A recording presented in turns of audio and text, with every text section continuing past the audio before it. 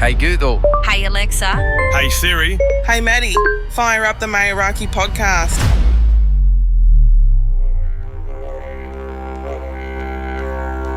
Welcome back to the Meraki Podcast. This episode is coming to you from Meraki Podcast Studio on Yugambeh Country. I'm Matt Cavasso and I'm a proud new knuckle man. Today's guest, we were only catching up for a coffee and something to eat, and then on his way here he thought, fuck it, I've got something to drop, but we'll get to that later on. Do you want to do a podcast? And I said, well, no, I don't really want to because I like to plan shit. And this guest pretty much said, fuck that. Well, I don't have time. Mate, what is it? Spontaneous or spontaneity? How do you pronounce it? Spontaneous. Oh, good, we're on the same level. That's good. You're not any fucking smarter than me, and I'm not any smarter. Yeah, this is going to be a great episode. Hold on, guys. Hold on. This could go anywhere. Oh, it is. It's already going left. My guest I've followed for a long time, and I'll be completely honest, I've probably only listened to fucking a handful of your episodes. Why'd you follow me for then? Just because I like who you are and you fucking speak your mind. And I'm the exact same person. I so like that. yeah, I don't sugarcoat fucking anything, and you don't either. Nah, there's no point. Nah. You're a fuckwit if you do, I think, personally. I'm a fuckwit sometimes anyway, but well, yeah. I am as well. I can admit when I'm a fuckwit. I speak my mind all the time, as you're well aware. Some people don't like it. No. Some people fucking get a bit uncomfortable when you speak your mind, but I like that because then they're not in my life. They can fuck off. I think it's a valid thing, and I think, if you're comfortable with that, then you're comfortable with who you are. Yeah. And that's something that, I really am comfortable with, and obviously we'll talk in depth a bit more, but to that point where I don't really give a fuck what your opinion is of me. If I can make one person's day through being a dickhead or being somehow inspiring or having a chat about relevant conversations that people don't want to talk about, that open up dialogue for people to actually go, hang on a sec, that resonates with me. Yes. Then that one person that's engaged to that is worth it. Whether you've got 10 people on your followings or 100,000. Yeah, it doesn't matter. I guarantee you don't get 100,000 comments and 100,000 likes out of the 100,000 people following. You'd be lucky if you got fucking 100. Yeah, it's spot on. So let's just throw it on the table, you know what I mean? So if you can't handle out that 100 of the 100,000, a percentage of negative and positive, then you shouldn't be playing around with it. But couldn't agree more. Yeah, I think really just being authentic to yourself. Yes. And as long as you're happy with you. Yep. Whatever. And the ones close to you as well. You got to be happy with yourself before you can make anyone else. Yeah. Like your close family, friends, or even family I don't give two fucks about, to be completely honest. No. And I've said it openly many you have times to. before. Yeah, you have to worry about yourself. You got to worry first. about yourself, and I guess this is, if I can be really blunt and honest, Please do. I couldn't give two fucks about being on podcasts anymore. Like when I say as an invite, I have so many invites, and I'm not disrespectfully or egotistically. Yeah. I just say thank you, but no, I've put enough of me out there. Well, you've been doing it for 5 years. Fuck, I've been it has. It's been, and 5 years in this space is a lifetime. Mate, it really is. And what you would understand, and those that are listening out there that have tried or are doing it. I've been in it for a year. And it's not like a long time. mate. It is hard work. Fucking oath and it you're is. mentally trying to grind and be the best version of yourself and engage with your amazing guests that trust in you to make sure that you deliver their journey, their story, with respect, and also too by getting their message out, or you don't put them in vulnerable situations. I mean, with the Clink podcast, which is my podcast, as you're well aware of, it's one of those very look, when I started it, there was no one doing it. Yeah. It is the true OG. The Clink podcast is a true OG. And we're well over 5.5 million authentic downloads. Wow. It's been, a proper podcast, audio podcast. I never wanted to get into the visual side. Well, when I say the visual, the YouTube style of it, because then I would have had to sell out, as I say, because of the style of interviewing and the way that the podcast is done is very authentic. It's never scripted. It's raw. And who am I to take parts of other people's trusted journey that they're sharing to make money off? Yeah. And everyone says the same, you should be killing it. You know what? I'm fucking not killing it. It costs me money every episode. Same. And I don't make any money. No, there's no money in it. You're kidding yourself unless, I get given like products, for example, Ned's Milk, Red Bull, Front Runner and Dookies. and BSC. But I don't actually. I don't get paid, but I give. But I don't. I give I get little gifted, plugs. I get gifted products, but I don't actually. But do you know what? That's gratitude too. Look, it's it is. It's a nice thing that people want to say to you. Hey, look, we'll help you out. Yeah. Because that's out of their pocket at the end of the day too. So technically, it's a payment of some type. Yeah. And the Clink's been like that over the years too. There's definitely been moments there where there's been, gifted sponsorship or gifted things or opportunities which probably wouldn't have come along without it. Yeah. But for anybody who thinks that because you get so many engagements and downloads, you should be having X amount of dollars, you're kidding yourself. And the bottom line is, if you want to sell out and tear apart somebody's truth and real story to make money, then you're a fucking piece of shit. Yeah, spot on. So it does. It takes a lot each week to sit down, or when you do like a bundle of, you do a few in a row, 3 or 4 in a day. Mate, it's the hardest thing ever. At the end of it, you're high-fiving yourself because you know what it took to get through that day. Well, the constant, hardest reset part is and you're well aware of it. We sit here, we're not only asking the question, we're listening for the answer, but then we're also using that answer to then direct the next question. Like, it's not fucking easy. No. And it's not. And when you won out, like you see these guys today that are doing well, and credit to everybody. I'm all for everybody having a crack, and to those that are, that are doing good, keep doing it. But most today are co-hosting or, so, why I truly believe is because they need each other to run off each other. When you do a podcast and you are the sole engagement with the guest, it's a long day in the office and you really need to think. And I don't think by any means we're silly people, because, we may not be good at building a house or working out square meters to lay fucking concrete, but try and sit down and stay engaged and deliver a worthy episode to the listener out there that wants to hear the next episode. Spot on. Because as people used to reach out to me in the beginning, how do you get them to stay? And I said, just be yourself. You got one shot. Yeah. If you don't make it from that first episode, you're chasing your ass, and it is a long road to try and get back on top. You have to engage. You have to connect, and it has to be something that people want to listen to. Definitely. And I've been blessed. I really have. I'm so grateful for 297 guests. Yeah, wow. 19 seasons. Like Crazy. I said, well over 5.5 million downloads, which, to those that should be very proud, think that that's not much, that's huge on an audio platform. When you started from nothing, I had no corporate backing. I had no elevation from, other businesses, people. Yeah. It was purely off, someone saying to me, I was struggling, and to be honest, I was in a really dark period, and a particular person basically invested in me and said, look, I'll back you. Yeah. Just make it the best you can be. And I promised him that, and I never ever stopped and gave up. But, where we are today, it's you grow. Yeah. Fucking You grow. you do. And I think that there's just so many people out there now chasing this clout off their fucking podcasts, or they're trying to. I don't know. I'm not going to be negative by any means. It's not my. I do not want to come across in that way or ungrateful, but I am switching up on 26. I love to hear that. I noticed with your socials, but before we get to that, I want to introduce you. Yeah, let's go back.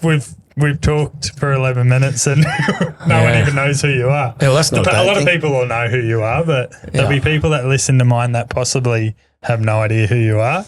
So you've lived a very decorative life, I guess you could say. Decorative? Fuck, I don't know what's decorative about it.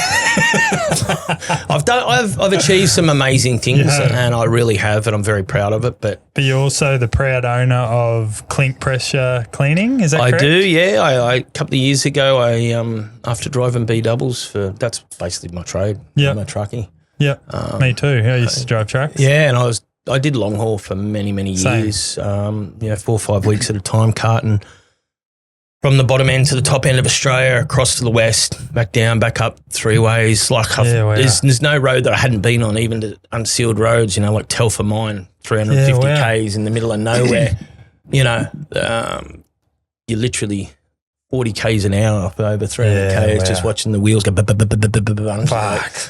It's been amazing, and I was only talking to my sons about it the other day, and I was saying, I can't wait to be able to take them on the roads I've travelled and show them what we have as a country and how much our beautiful country breathes and is alive. I've seen it in its most vulnerable, in the drought. I've been a part of it, stuck on the side of an ocean of water on a fucking freeway between Timber Creek and Kununurra, up to the highway tanks, and I'm sitting on the back cooking, for days because you just can't move. It's the wet season, and that's just how it is. You're also, we'll get to all that. We're going to get to all that, but I need to introduce who you are. I've been trying to hold back on this one. Go on. No, I'm not going to talk about that at all. Oh, what? What are you not talking about? No, we'll talk about anything. But you're also the host of the Clink podcast, and I want to welcome you, Brent Simpson, to the Meraki Podcast. Cheers, my bro.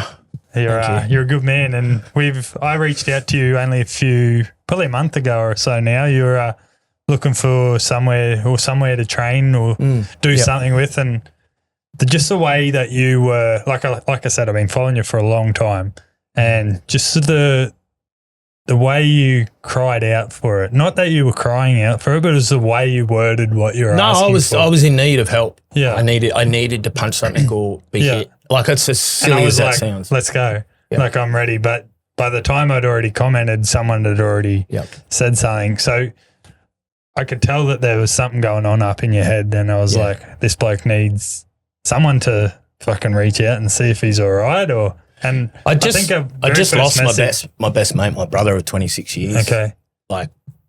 And I was like, it's still very raw. Not good. But I'm learning to live without, him in my life any longer, and, the phone ringing each day and texting each other and checking in. And so it put me, and, I'm moving forward now, but definitely having those moments still. Yeah. So, I'm here whenever you need, hey? Yeah, thank you, bro. And I appreciate it. And you did. And, I was grateful because it's funny. We both work in that space of mental health, and we're both very passionate and contribute a lot to that. Yeah. In saying that, you put something out like that, and the reality of what comes back that was fuck all, you said. Is fuck all. Yeah. I like over 20,000, which is not much, but it's still a solid little platform. You put 20,000 people in one area. 100%. Who can hold pads? Yeah. I'm at 20,000, you're standing there looking at anybody hold pads? And not one person puts their hand up, or two people, and you can barely see them, in that crowd. And you think, I'm truly alone.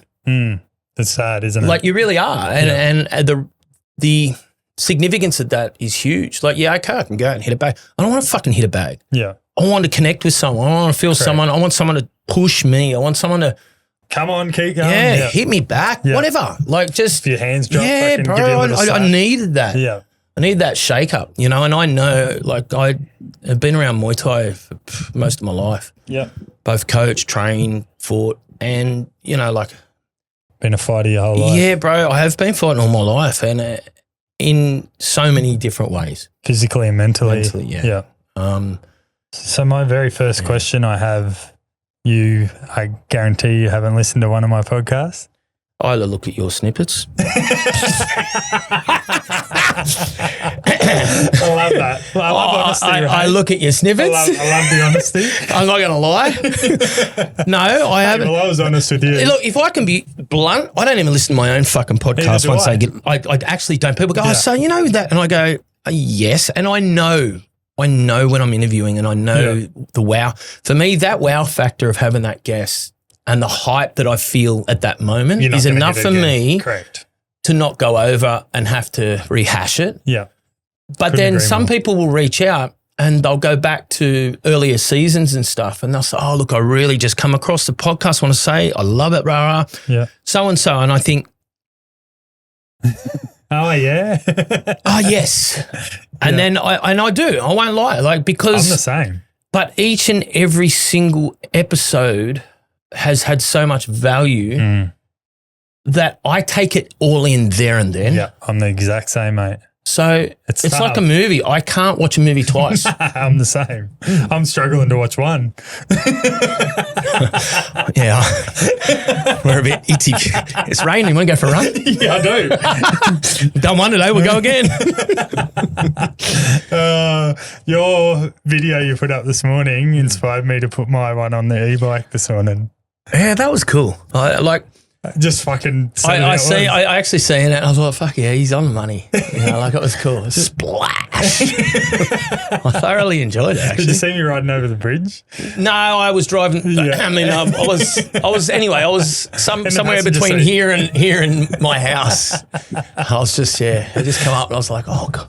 So I'll tell you what I did. So I was riding up over the Isla Capri Bridge, coming towards fucking Northcliffe Surf Club there. You know, you come over that. Yeah. And I was like, who needs a fucking car?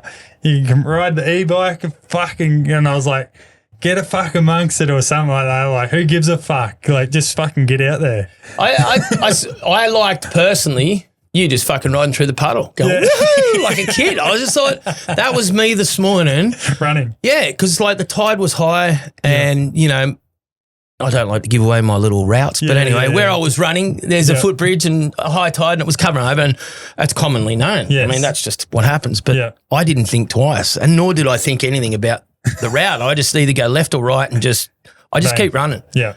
And that's something that I need to come for a trot with you. Mate, I'm slow.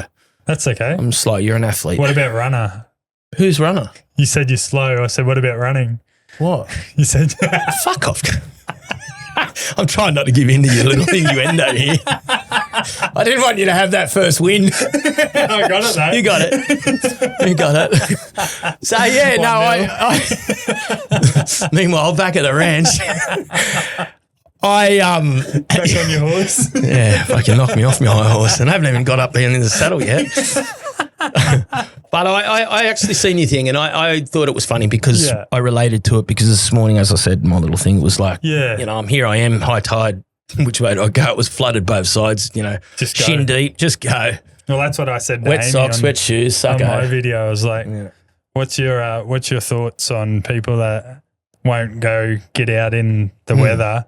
She's like, just fucking do it. Yeah. Like, there's no don't do it. You just actually get out and get it done. You know what? I think it's embedded in us that if you're going to go and run in the rain or play in the rain or whatever, you're going to get sick. You're going to get the flu. You're going to, like, who fucking made that shit up? Like, you remember back when you were a kid? Fucking oath. Oh, put your shoes on. Don't go playing out there. Like, when were your best times of life? Sitting in a puddle of fucking mud, barefoot, covered head to toe in shit. Couldn't agree more. Like, who cares? You know, and for me, I think you're going to get sweaty as fuck anyway and be wet anyway. Replenishing, like, to me, I find it cleansing. Yeah. Like, I mean it, and I mean this on a serious note, like mentally, for just mental clarity and just to cleanse, and physically, you just feel rejuvenated, replenished. You just feel, I don't know, like, it's, for me anyway, there's so much more to it than just going out and running in the rain. And I think, like I made very, very clear, you know, I'm not here to fucking tell people this is what you should and shouldn't do. That's your choice. Yes.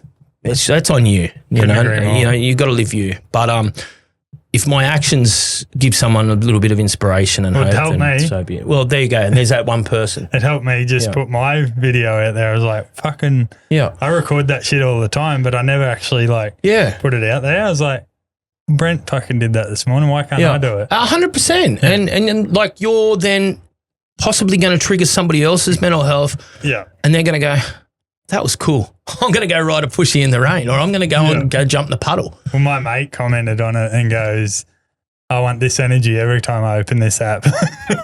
Exactly. There you go. Yeah. And look, life doesn't allow us to always have that same energy, because that's not life. That's not how every day is. You know, I try to be.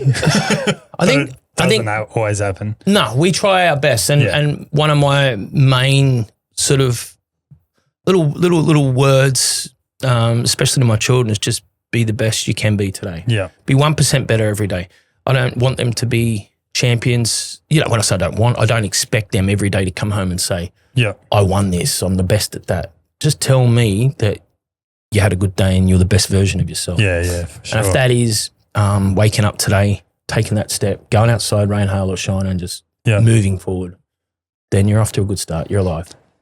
Couldn't agree more. So you talked about mental health just before, and I'm a big advocate for it too. How is your mental health today? And I know the answer to this next question I'm going to ask you. Yeah. Have you ever struggled with it? Yeah. Without the struggles in my life, I wouldn't be sitting here talking to you. Yeah. So yes, most definitely. I have lived with type 2 bipolar, PTSD, ADHD, and I hate using these titles because although they're out there and they've become so easy to be thrown around, no one knew what they were. Like when I was younger, which, you know, a lot of trauma that I endured as a young person through a lot of sexual abuse and physical abuse, homelessness since I was 9 years old. Oh, yeah. You know, I was locked up at the age of 12 was my first proper in custody locked up. Yeah, 100%. So, you know, for me, mental health was very early in my life disrupted.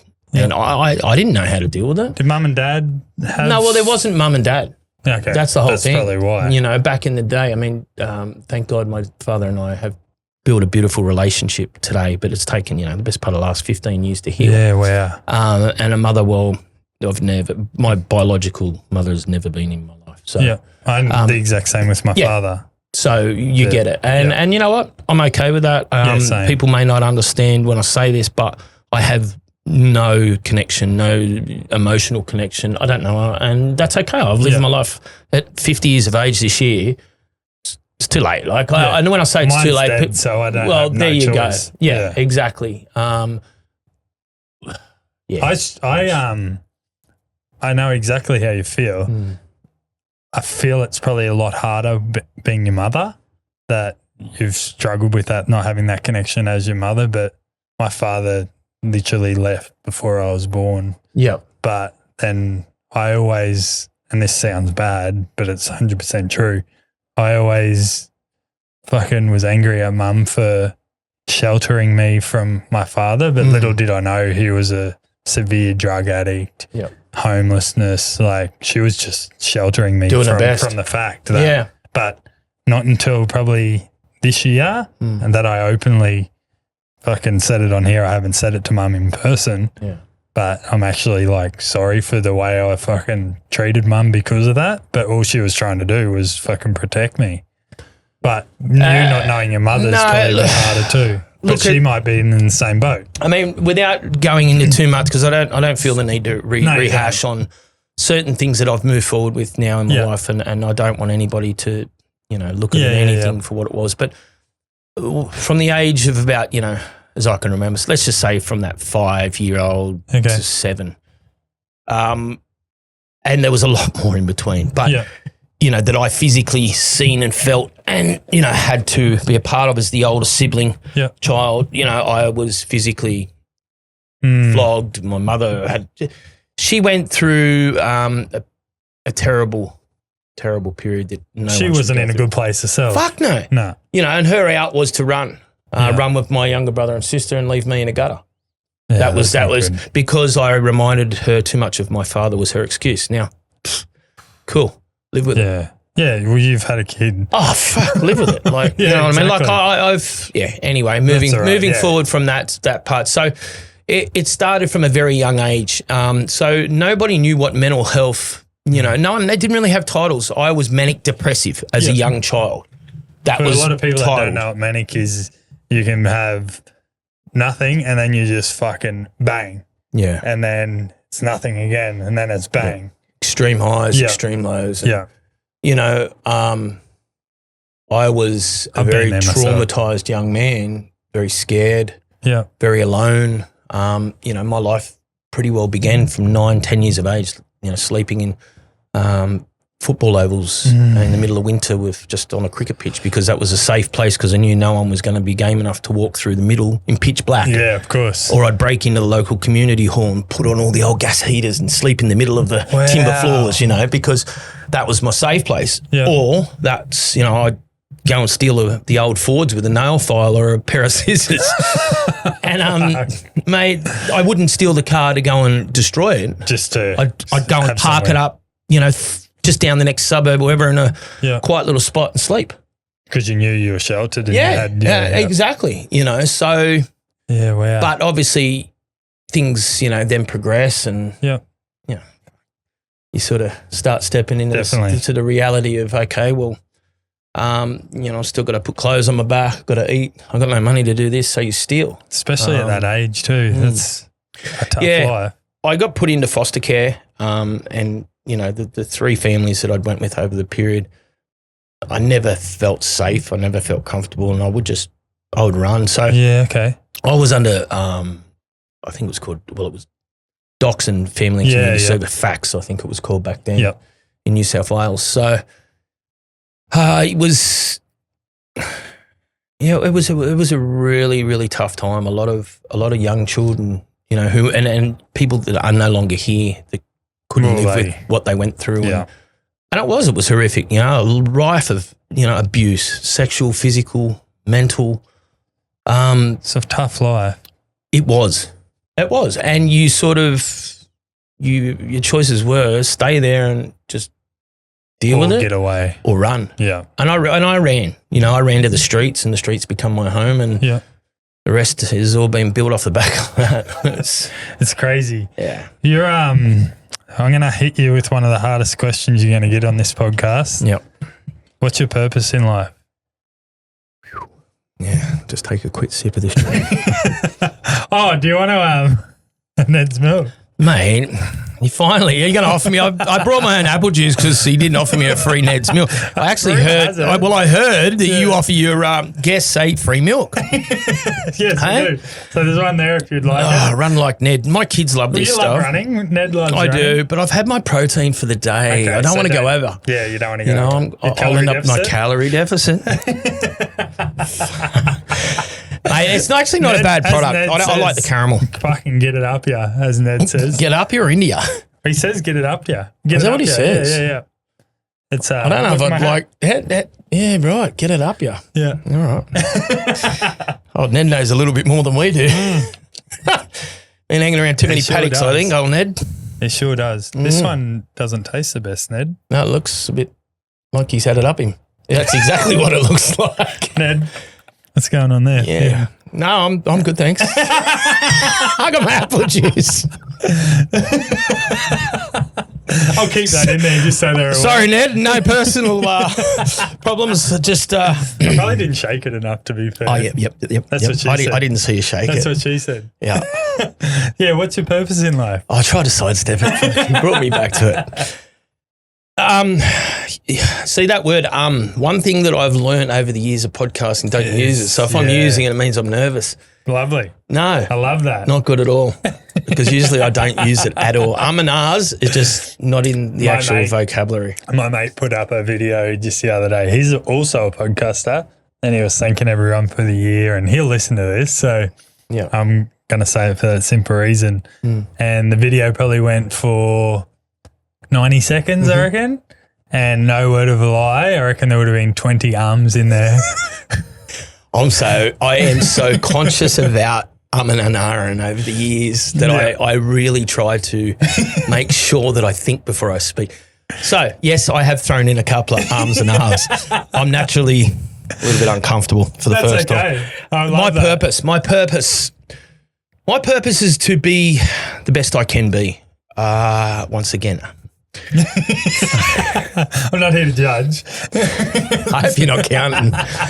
My purpose to be the best version of me for my family, as a father, as a man, as a husband, as a son, as just a good person in the community. You know, I feel I have lived a life that I can now validate and really offer support and help to others with 100% legitimacy. Yes. There's no gimmick. I've never been about the clout chase. I couldn't give two fucks. Yeah. Like, I've noticed that since I've been following you. My purpose truly is that if I make a difference in one person's day and I can get through the day and look those that I care about and are important to me in my life in the eyes and say, I love you, with conviction and that I'm proud of them as well, but leading, not just expecting to see, but as a dad especially, leading. Like I have my sons that are doing exceptionally well in the space of rugby league that, you know, they're on a very good path at the moment. Yeah, lovely. Hard work, very hard work. Yes. And, you know, I have a 26-year-old son, unfortunately, I don't hear from. It's not good. No, but that's life, you know. That was due to my earlier choices in life, not any wrongdoing from his mouth. But as a man, he's made his choices. So I don't get to see or have much input there. But then I have my beautiful daughter who is legally blind, born that way, that every day she faces the world and sees things from a totally different perspective to what you and I do. And I think about that and I think how amazing she is and how I need to be that leader as a male for her. And I'm not the perfect father by any means. Not by any means. I don't think any of us are, to be fair. But I try my best. So my purpose is to be my best version of myself, the best that I can. Yeah. And hopefully that has a ripple effect. Is it very challenging on a day-to-day basis with your daughter that is legally blind, not only for her but for yourself? Yeah, look, it's gotten to the point now where she's a strong young woman. She's 18. She just finished year 12. You know, that one of the most proudest moments of my life was I walked her down the red carpet and nice. I would love nothing more than to maybe have had a young gentleman do that, but you know, because all the girlfriends had those partners. Of course they did, yeah. So if I can be really honest, it sort of hurt me a little bit. Okay. So I thought, you know, she's so beautiful. Yeah. She's different, but of course. But why shouldn't she feel the same as everybody else? She and I'm only going off what I saw over Christmas break on the socials. She seems like a very confident person. She's very funny. She's so strong. She's so strong, and she doesn't see a bad bone in anyone. She has this just way of flipping a coin and I love it because I talk to her as not just my daughter, but as a best mate, you know. Yeah. And I listen to her. I really do. Yeah. You know, if she says, hey, Dad, blah, blah, blah, blah, you know, or you need to switch this, or Dad, this is not good, or you can't. And I sometimes think, fuck, in my head, like, the fuck you want me? You're only 18. And then I sit back and I take it in and then I process it and I go, that young woman has just given me some beautiful advice. Yeah. And it's having an effect on her. So if it's having an effect on her or reflecting something that she's not comfortable with through my actions or words, then it's obviously having a bigger effect on the bigger picture being my other two children at home. Yep. The other two boys. And those that I can, you know, connect with on a daily basis, because if I'm not getting the ticks from my own, how am I being perceived outside of my own front door? Yeah, definitely. And am I really looking in the mirror and being honest with myself, or am I just being a fuckwit? And people are picking up on that and they're sidestepping, or they're just like, you know, I think it's just because it's fake, you know, like they just, oh, hey, Samir, how you going, you know, and they're gone. only because we had to meet at that moment. You know what I mean? And so it's a moment of just being polite and getting out there. Yeah. And I feel that definitely that has a lot of truth behind it. Like you if you're not being your best in your own home around the world, your loved ones, then you are full of shit outside your door because you're wearing a fucking mask. Fucking oath you are. It's that simple. So true. And I have definitely been guilty of that so many times.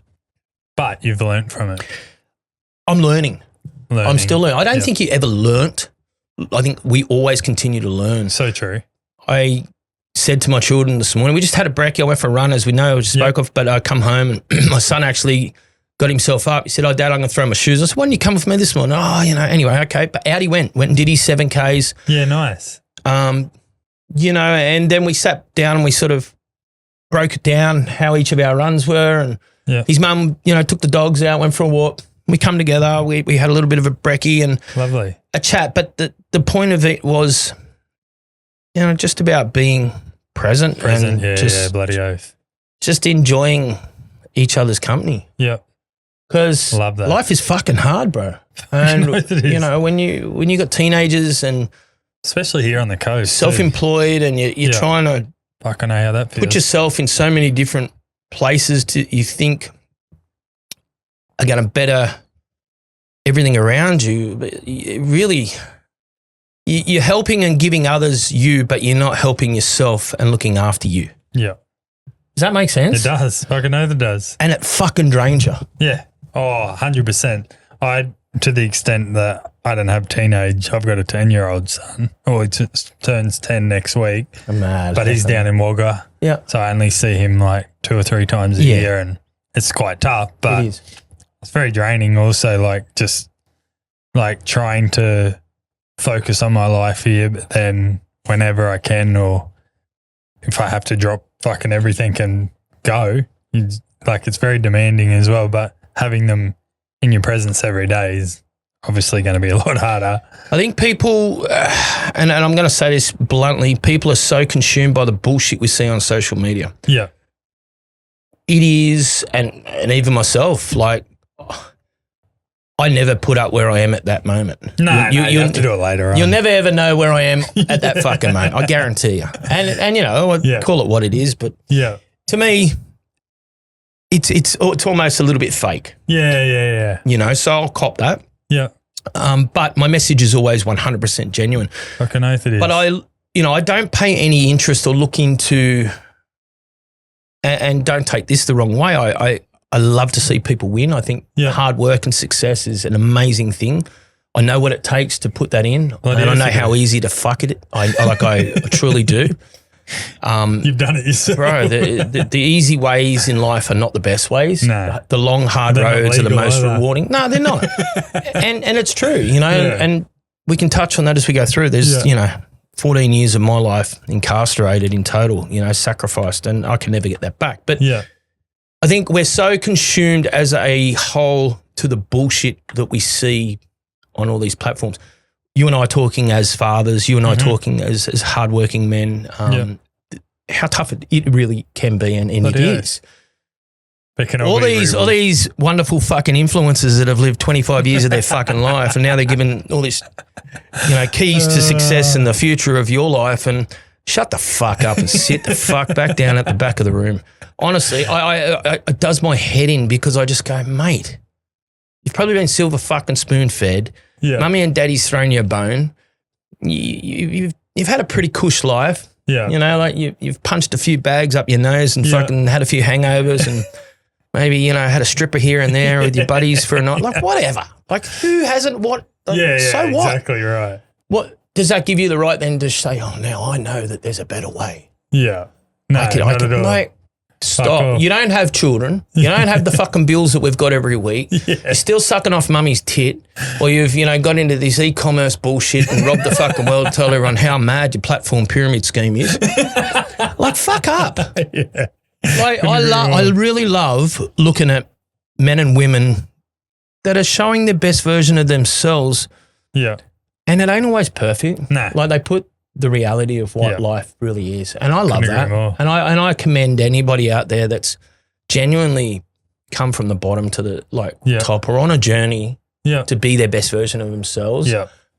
And look, Amy I've said enough about that other shit. I'm not going to go into the whole because that's not what this is about. But they're triggering things for me where I just go, I can't, whatever. Yeah. You know what pisses me off, and I'll quickly touch on it, is these influencers or... I even hate that word. Yeah, me too. But fuck, I'm not going to say people's names because I don't... No, well, we don't throw people under the bus like that. But there's certain people that are doing certain things that are very good at what they do, but then, now I'm going to do this thing with Vegas stars and I'm playing the pokies for... Or I've just been out and punched an 8-ball all weekend and I'm feeling good. It's Tuesday, so I'm going to put up a positive post. But what? No, the gambling, I used to gamble and I was fucking. Oh yeah, we've all been down that road. I was good at it, and then I was also very bad at it too. But these people that are now selling themselves to these online gambling, that just does my head in. Well, all right, throw this in the mix. What about your mate's daughter that's putting herself all over OnlyFans and, your dad's a tradie, he works on site. Yeah. He's around fucking 50 to 100 blokes, on massive fucking site. He's your daughter. He's a well-known bloke. People like the dude, and then all of a sudden they're all pulling themselves off to his daughter in their morning tea break in the toilet. Come on, bro. Really, as a society. Yeah. I find... Couldn't agree more. I'd actually like to get an OnlyFans girl on here just to ask them the question. Well, it's not even the girls. Half these guys, even today, and this is a fact, half these gym heads are all over each other. Yeah, right. These blokes. They're not gay, but it's okay to have these... Throw your keys in the fruit bowl. Like swingers and stuff. Weekenders, and they go out there and swap each other up and they're in the gym flexing on each other and helping each other through ways. I'm not going to tell you my sources.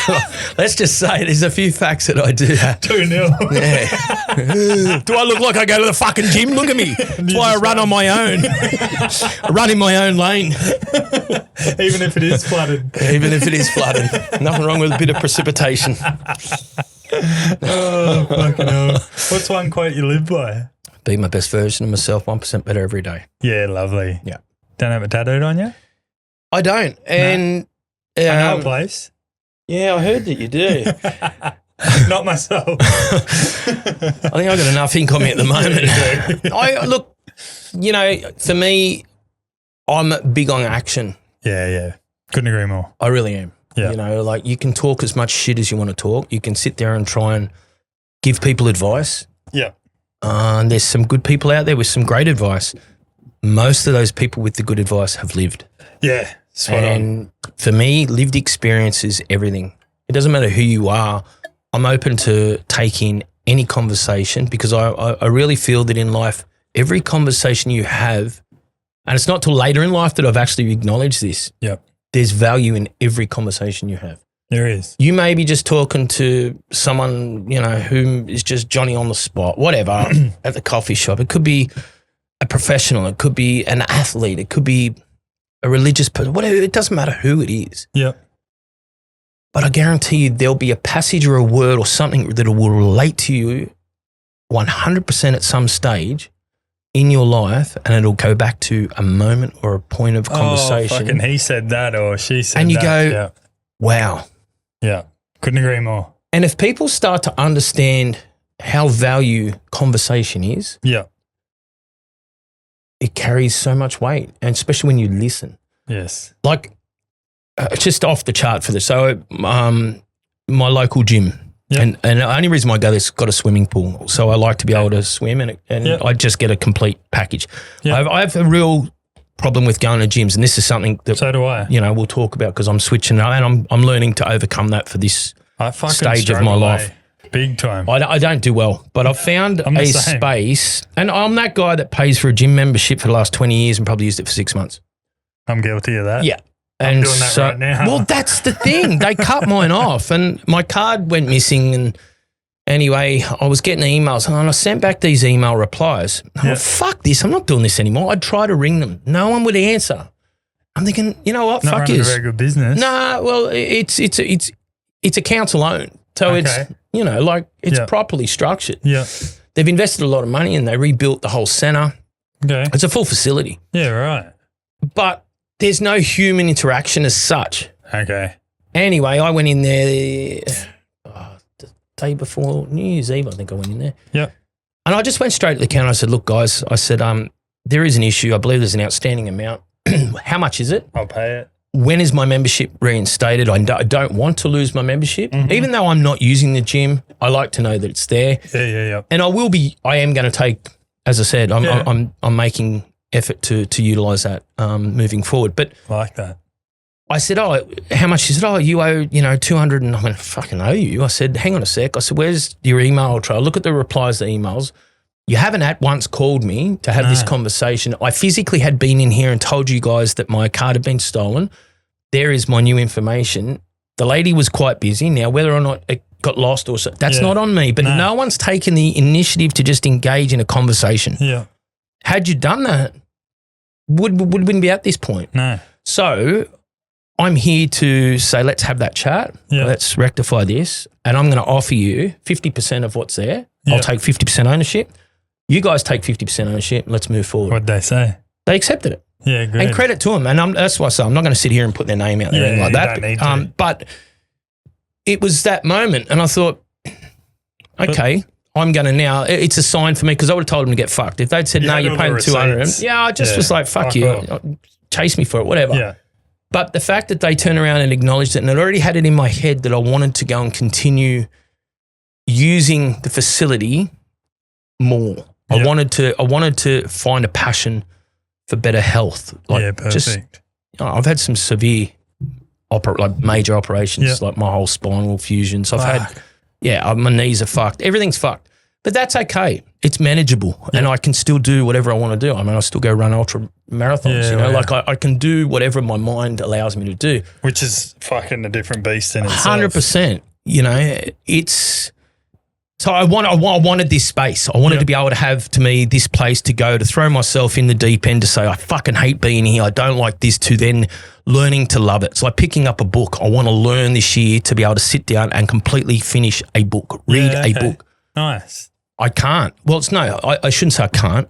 Attention span? Yeah. Yeah. I don't. I know how you feel. I get through a chapter and I start reading twice over the same. Yeah. And then, and I just go, fuck it. Yeah, I don't care how valuable the book is. I can't read it. Yeah. And I've got no time to sit and listen to audio. Yeah, okay. I don't like American fucking accents. You do a lot. Yeah, that's right.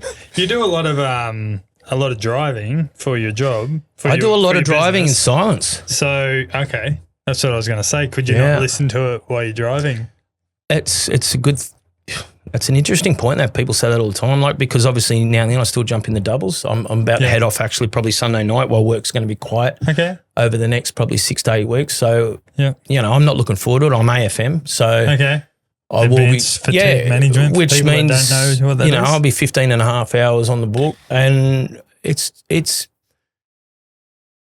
not fun. Nah, it isn't. At all. Nah. But I'm going to say I am very blessed and grateful to be able to still have a relationship with an amazing company that allows me in that quiet period of my business trade. You can still do something. People just want at the moment, they've just been through Christmas. Yeah.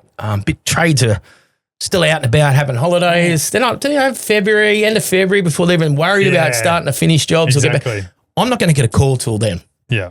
So bills still have to be paid. Correct. And like I say to my kids, my bag's always packed. It's just the life of a truckie. Yeah. There's always a bag packed. So that call comes through. But I've reached out and, I've...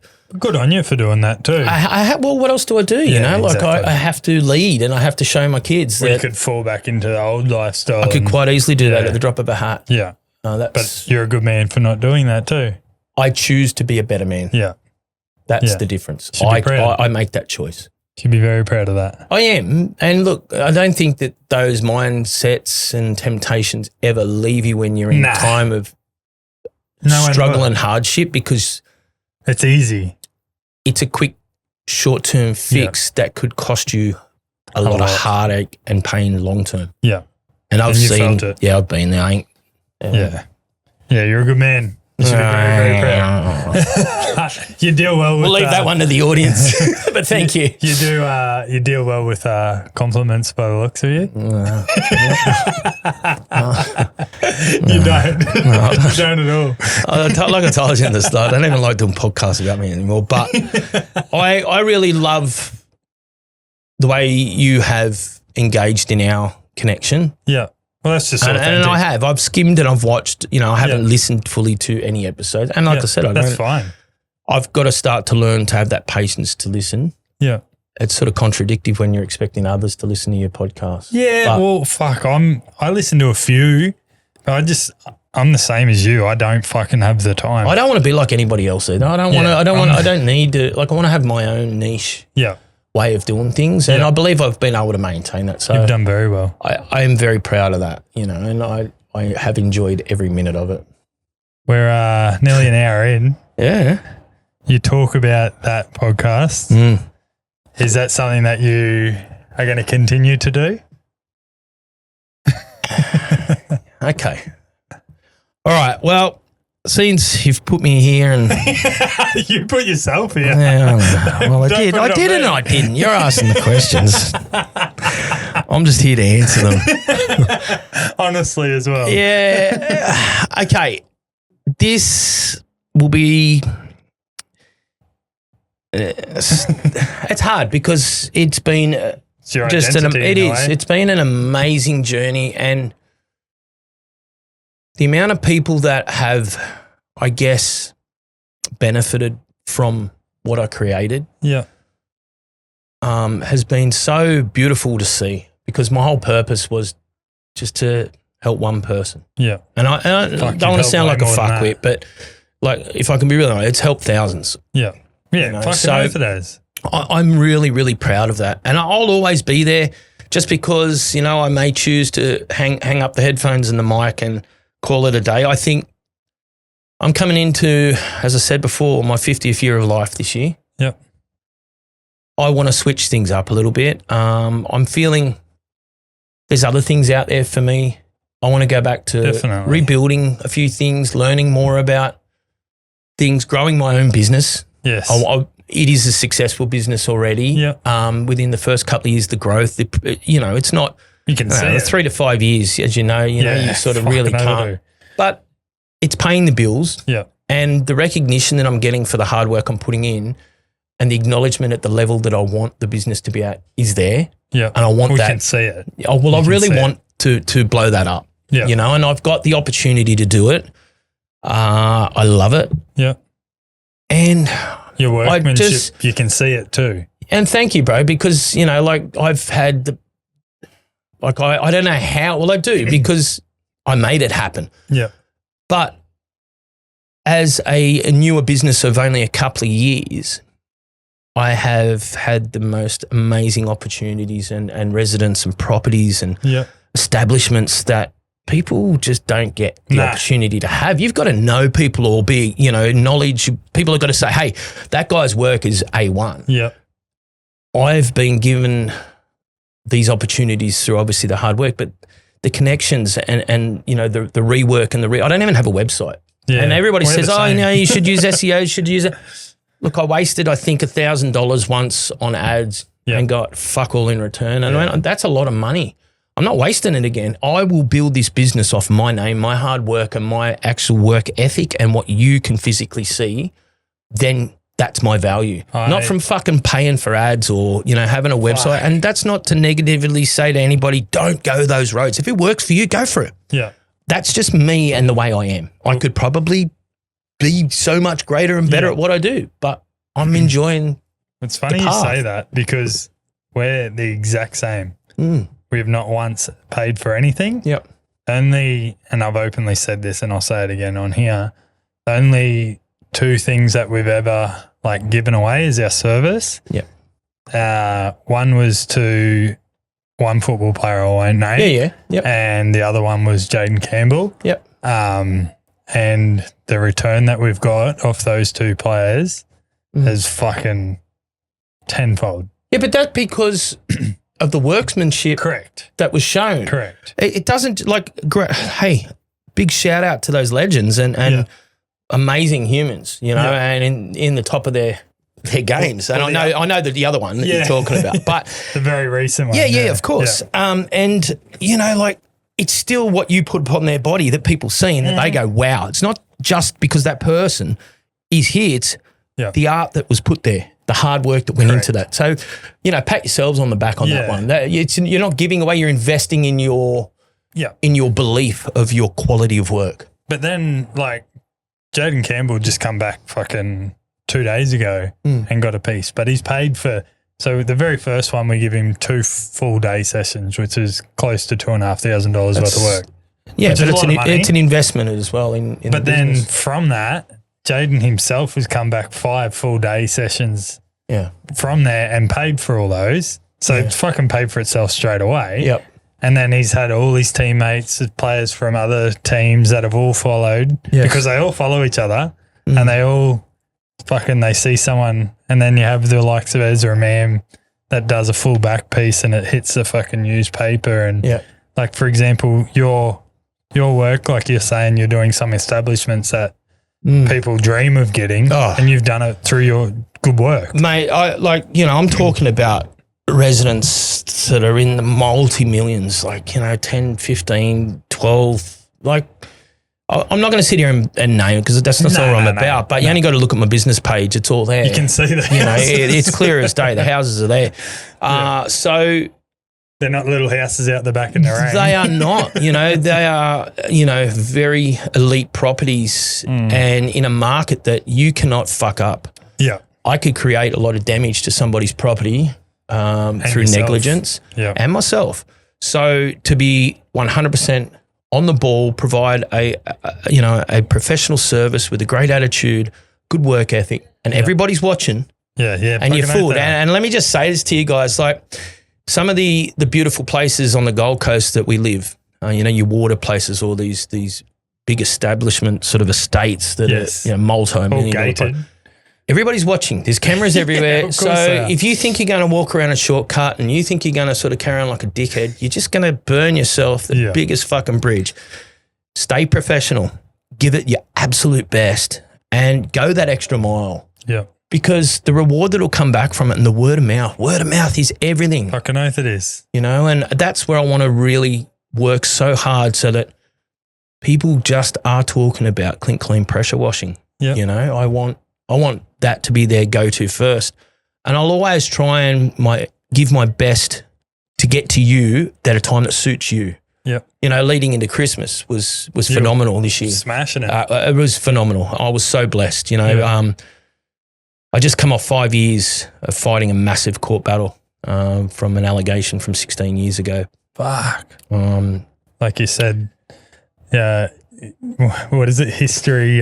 Exactly. Historical. It is. So I'll be very careful. Look, I'll tell you straight. You'll never. That's full on. 16 years ago. It was hard because I was publicly arrested after I'd just come back from Cairns and a B double, pulled into the yard. And they'll wait the boss, for you. I had the homicide there, the media. Next minute, I'm blown up all over the news. Me and 3 other co-offenders that from another state that were extradited, and the truth. And I won't go into the case at all. I've been exonerated of it, as has 3 of my co-offenders. There is one, I believe, still fighting part of it. So anyway, I won't disclose any information around it, but it was a historical cold case which involved someone passing and an argument due to a firearm, apparently. So initially the media were all over it, ex-bikie, ex-enforcer, blah, blah, blah, road rage, and it was all bullshit.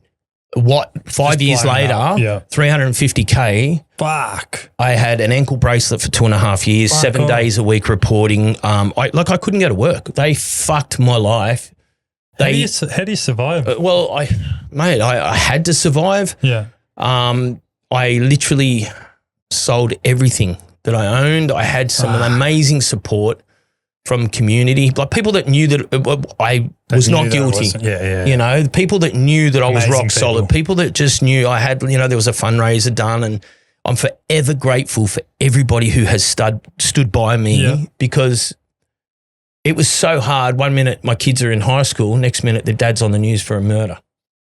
that had happened 16 years ago, apparently. Exactly. And, you know, my daughter's getting hate hammered at her. Your dad's a fucking scumbag. How's it like having a father that's a murderer? Mate, it was, I've never spoken about it because it hurts me so much. And I had to sort of, you know, remove that anger and just still walk up to the gate, grab my daughter's hand, walk with her proudly. Like my boys at football, I had an ankle bracelet on.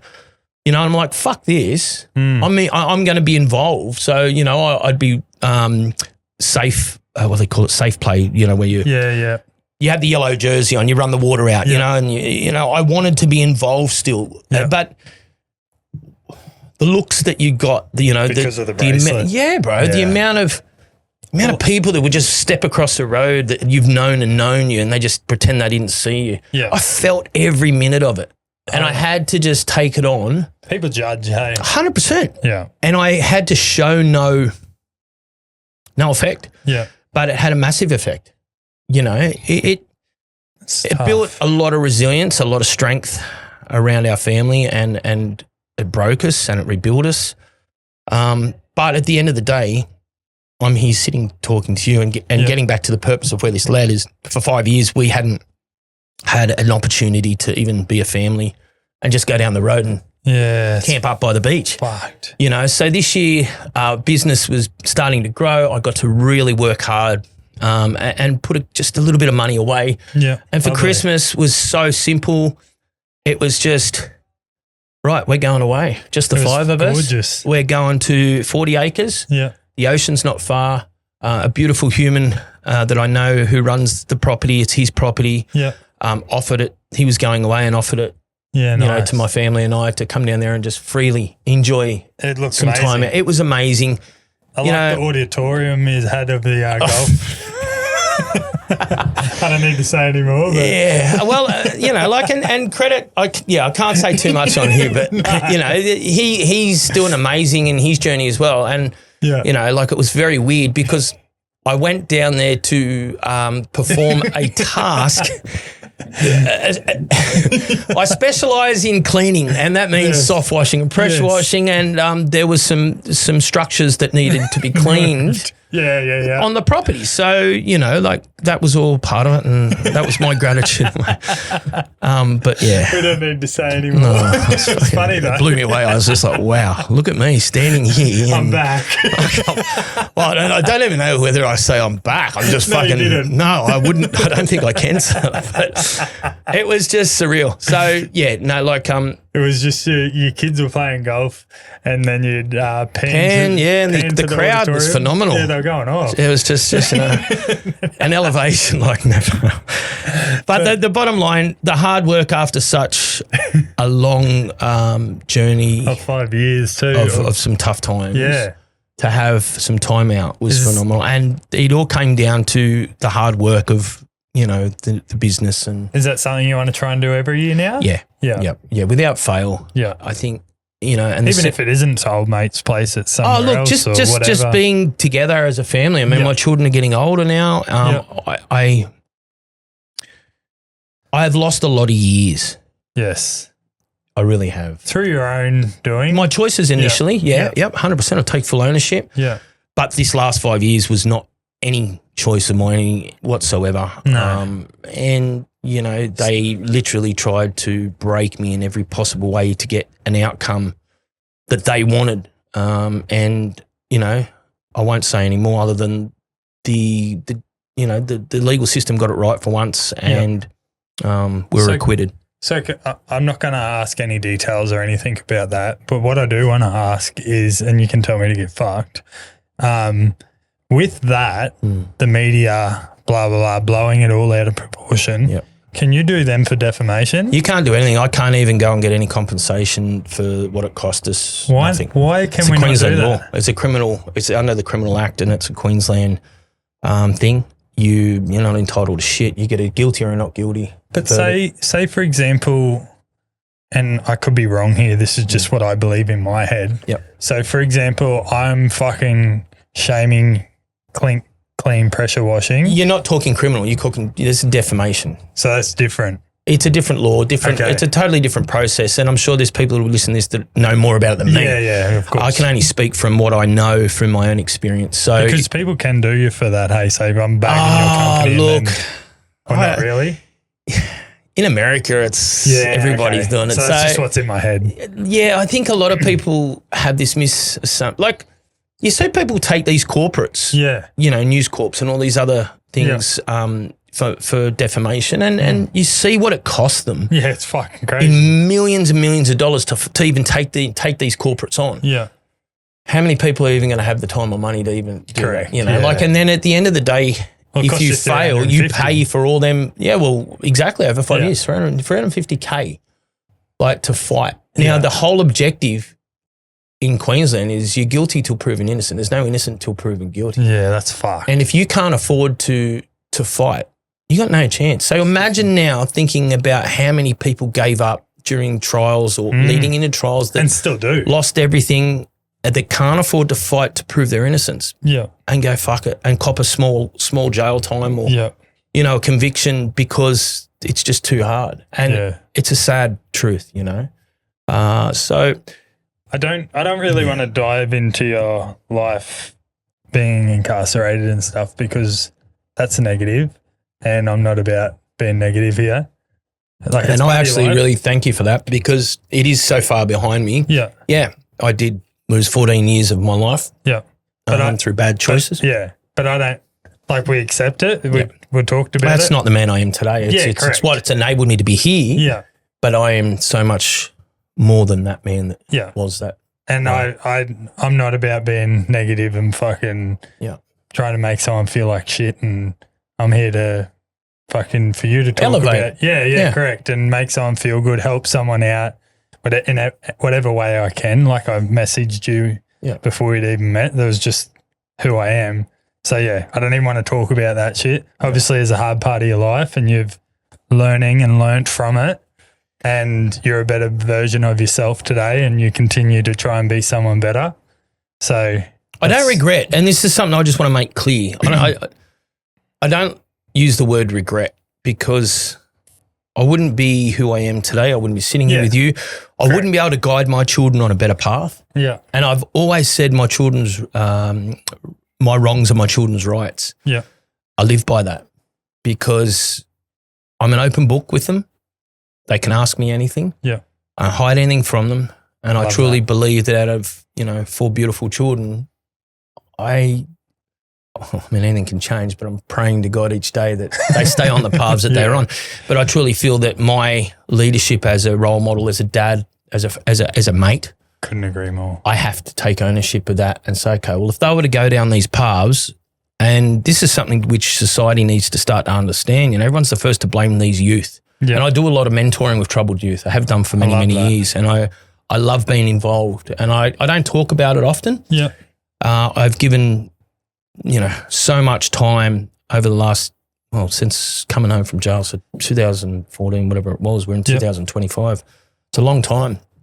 Work with Project Booyah, work with the RISE program. I've done work up in North Queensland, up around Townsville and that with Jeremy Donovan, a beautiful Indigenous brother of mine.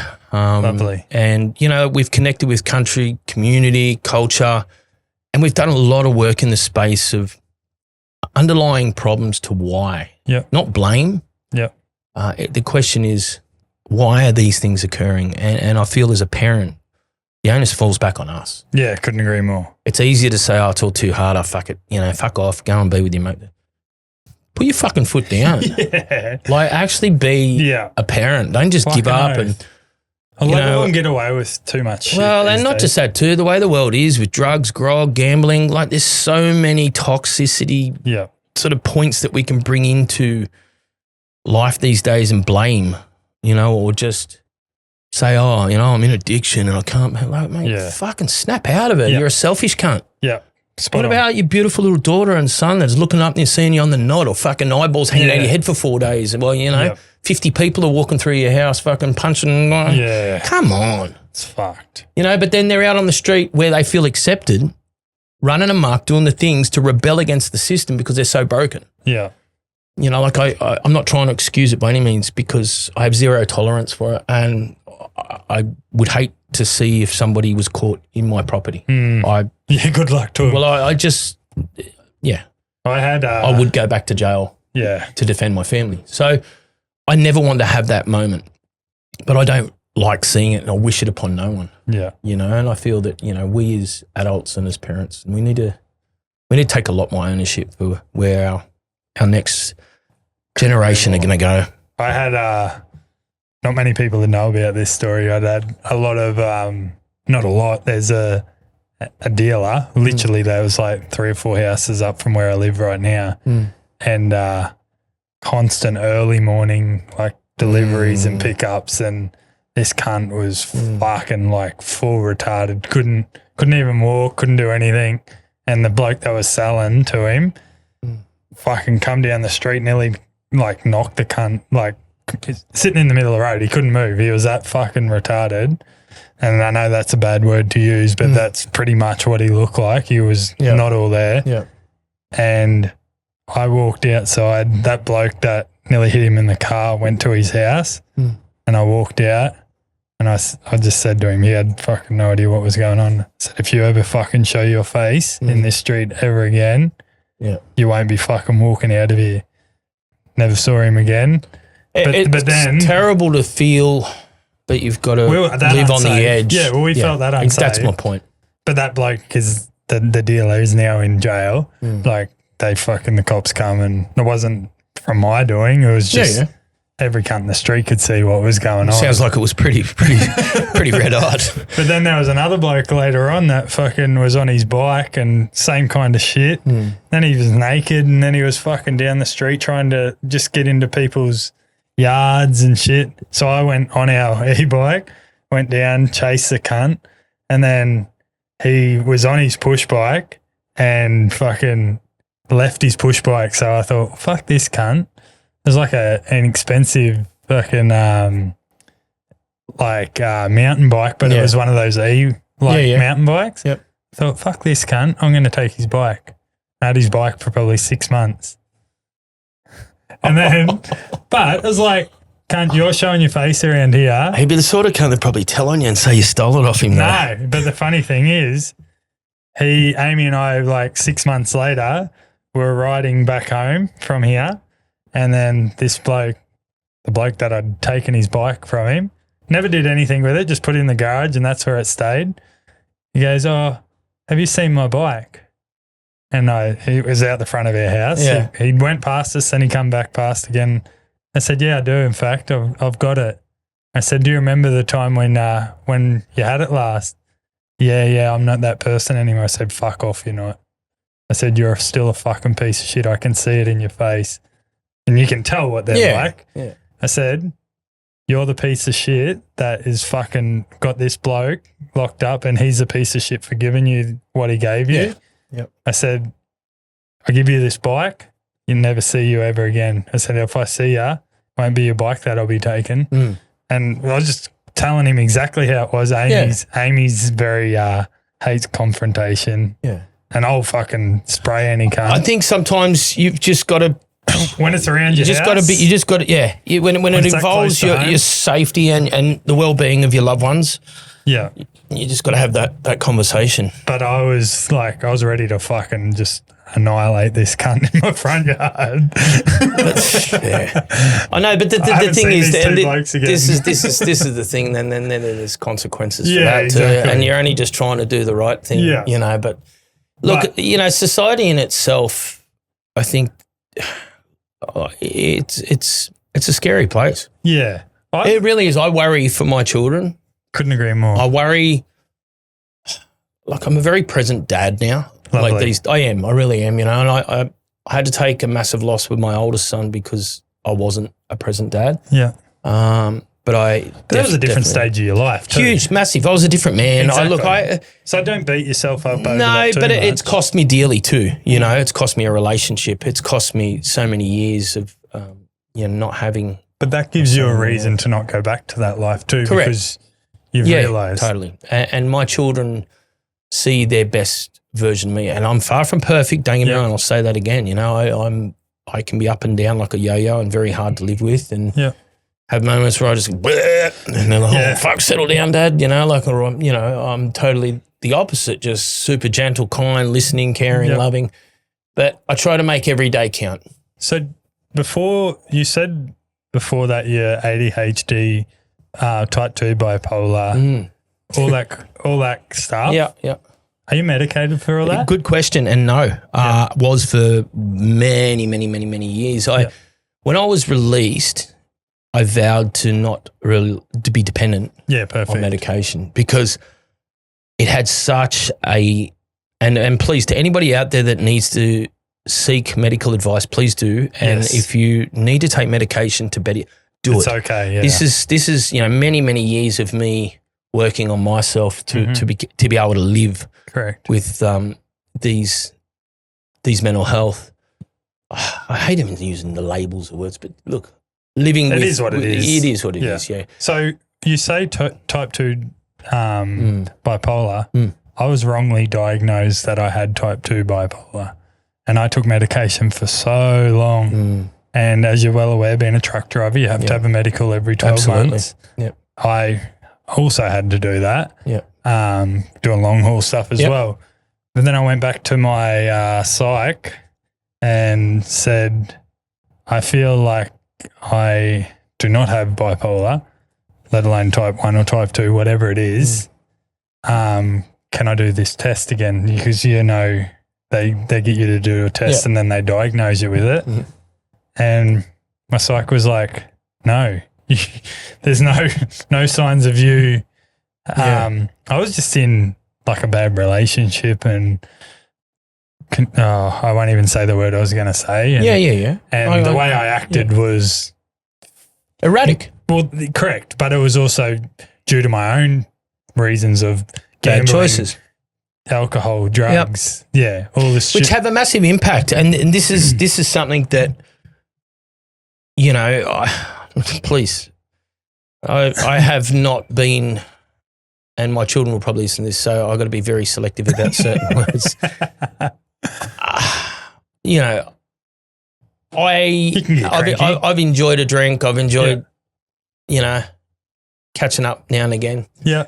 And doing what sometimes we do. Of course. But I have been so conscious over the years, and that's what I'm saying, years. This is not like recent times or so. I mean, definitely had a few drinks. That's over. I'm a do or a don't kind of guy. So either I'm all in or I'm just off. I'm the exact same. For me, I've got to have a purpose. And we get back to that word again. Yes. And I love having purpose. And I think it is the most valuable thing when you're trying to give yourself the best possible opportunity of being your best version, is have a purpose. Yep. Find something that challenges you. This year, I want to challenge myself. I feel that there's some things out there that I am going to do. I will do. And then the beautiful thing with living with type 2 bipolar especially is I learned years ago how to turn it into a really valuable commodity. Yes. And I was the first in the world to cycle across Australia in 35 days from east to west, from Snapple Rocks to Cottesloe Beach. Wow. Perth, and I fractured my elbow going out past Tintinbar. Yeah, was it Tintinbar? Towards Casino. Oh, yeah. There's a mish out there and a bridge. Anyway, it was pissing down rain and I come over the old wooden bridge and hit a pothole, front flipped. And, I burst my bursitis, sack of my elbow, 36 stitches. Fucking hell. So you see all that scarring there. Again, Like I've still got no feeling. I had every reason to turn around. I was only, a few hundred kilometres into the ride and I rode 2,500 kilometres, which I ended up getting septicemia on the first State of Origin game of that year. And I don't even know. I won. You did, yes. I won because I was able to come out of hospital and continue the ride. Fuck, I don't. The football was just the date because we'd pulled into Sejuna. Oh, yeah. And I said to Justin Jansen, a beautiful young man who decided to voluntarily drive a caravan and a vehicle and follow me across Australia. So it was just the two of us. And crazy. We had, everything was GPS. It was the media were following. It was phenomenal. Yeah. And it was so much bigger than just me riding. It was about connecting community, culture. I was doing a thing for our mob where I was, each country I would cross, Yep. I was meeting with elders and community Wow. centers and just, That's cool. breaking down the barriers, and It's amazing. it had so much purpose. So it was a huge thing. And I've seen this massive, like, I've got videos of it. You can Google it, but my elbow looked twice the size of my knee. And I had this redness going up and up under my arms. Bleeding under the skin. No, it was poison. I didn't know what septicemia was, but because there'd been gravel and bone fragment and all this within everywhere. here, and I'd ridden another 2,000 kilometres. So my body was totally just going to shit. Fuck. And I felt so hot. This temperature was next level. And then the pain was just excruciating. That's crazy. And I sort of said to Justin, I said, I'm fucked. I said, I need to get to hospital. What do you mean any? Bro, it was everything. It was everything, because I was doing, things that you're not meant to do back to back to back. No. Like I had my first stop at Dubbo, which was 1,000 Ks from the coast. Fuck. So, that was my first actual 24-hour break. I did 1,000 Ks straight up. Then, carried on, what have you, got to Ceduna. And Ceduna was the last hospital before the long stretch to Perth. Like, Ceduna's it. Yeah, you got nothing. No, especially no medical. It's all air vac, And I was like, no, I need to go check in. So anyway, I got into Ceduna Hospital. They took one look at me. They explained what had happened, what I'd done. They seen the infection. Next minute, every 30 minutes at first, I was getting injections. And I think every 3 hours I was on drips. And it was just for days, I was just laying in pools of water. I'd never felt anything like it. Then I got airlifted down to Royal Adelaide from Ceduna, and they had to do surgery. So I went under surgery, and then I came out, and 3 days, it was just a massive big binge. The next minute, Channel 7's done a story on it. I didn't realise until I look back now, and I go, far out, the fluid retention, I looked so unhealthy. I wasn't good. And the doctor said to me, goes, Brent, I'm really going to have to be honest with you. You need to end this ride. And I went, no, I can't. No. He goes, mate, I'm asking you against, please, I know what the purpose is. I really respect what you're doing as a doctor. He said, but I'm also saying you need to rest. I said, mate, when are you going to get me onto off the drips and put me onto, tablets? And he said, about another 2 days. I said, okay. I said, well, I'm going back to Ceduna where my mate was waiting for me at the stop that I got off at. Yeah. And a few boxes of endones and a whole heap of fucking anti-inflammatories. They're and addictive too, those bloody things. Mate, they can be, And look, I had to finish this journey. And so then, I continued on. You should be proud of that. Rode 2,500 kilometres in 10 days with 36 stitches. And I was absolutely so proud of it. And then I did Tassie in 8 days as well the next year, because Tassie had the highest youth suicide per capita on the West Coast. That was just such a small community, but so many lives were lost. And I just thought I needed to bring some sort of awareness. And, I was able at that stage I still had good connections in the media. I was able to do that. Yep. So that's that tattoo there. That's the other one's on the back of the calf. Cool. So, I really learnt to understand bipolar. And that's the point of this. I've done half Ironmans. I've done an ultra. It's all in the head, eh? It is, and I've learnt to embrace it, and I love it. Yeah. Like, I love living with bipolar. Yeah. It's not easy, but I love the superpower that I can have. Like, you just don't know how amazing you can be and what you can achieve until you actually understand it and implement it and take action. Definitely. Do you struggle with like motivation as well though? Like, do you feel when I get down, and yes, I've been that. I get in that hole where, like, I'm really hard to talk to. Yeah. I really am. Yeah. I'm not a nice person. I'm pretty negative. Okay. And I can make it very difficult for people wanting to be around me. To connect as well. Yeah. I'll take ownership of it. It's not something that happens often, but when it happens, it's hard because I want to pull myself out of it and I can't. Well, I've been that person, struggle. Not the disconnection from people because I've only really got Amy. Yeah. I've got other mates here, but it ain't I know really socialise with them. Yeah, I'm the same. But I've been that person with the motivation and stuff the last probably 2 months. Yeah. I've been a bit crook and stuff as well, but this morning, I said to Amy last night, like, I'm fucking going to the gym. Yeah, And then- well done. So we're up at fucking 3 o'clock, I seen that you put a Well- post up. What the fuck? Well, I was up at 5 minutes past 2. And Do you have insomnia as well? No, I don't I actually. do. For years of trucking. I do. No, I'm sweet. I'm not. Because I don't sleep in the day. Yeah, wow. I can't. So as soon as daylight comes, I'm in the truck, I'm fucked. Yeah. Like, I'm absolutely fucked. Yeah, right. So Amy's up at, we used to be 2:22 every Yeah, wow. in the morning and goes to the gym, doesn't like people. She's the biggest Yes. introvert ever. Yep. Weird because her job is, Got to connect with her. She's like a psychologist. yeah, literally. Yeah.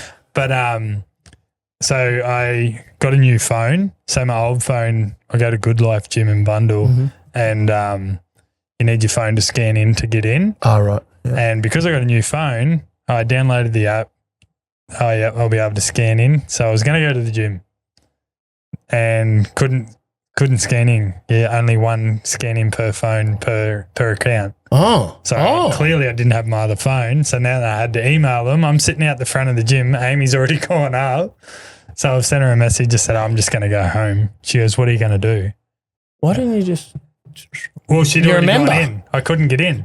Oh, she couldn't come in and open So the it's door. an underground car park, and then you scan in one, then go up the steps, and then go into the right. access. So there's 2 access points. Oh, And you okay. need So to it's not scan- as simple as just coming down under the door for you. Correct. Got Yeah. you. Sorry. So you have to scan into both. And if you don't scan in, you can fucking get fined all the bullshit. Got you. And she's like, what are you going to do? I said, I'm just going to go home. And I was like, and that was just that mindset. Yeah. She's like, what are you going to do? I said, actually, I'm going to take our boy for a run, like the German dog. Shepherd Yeah, puppy. And that was that whole mindset of fucking the last 2 months I've done fuck all. Yeah. As you're well aware, I want to have a fight this year. Yep.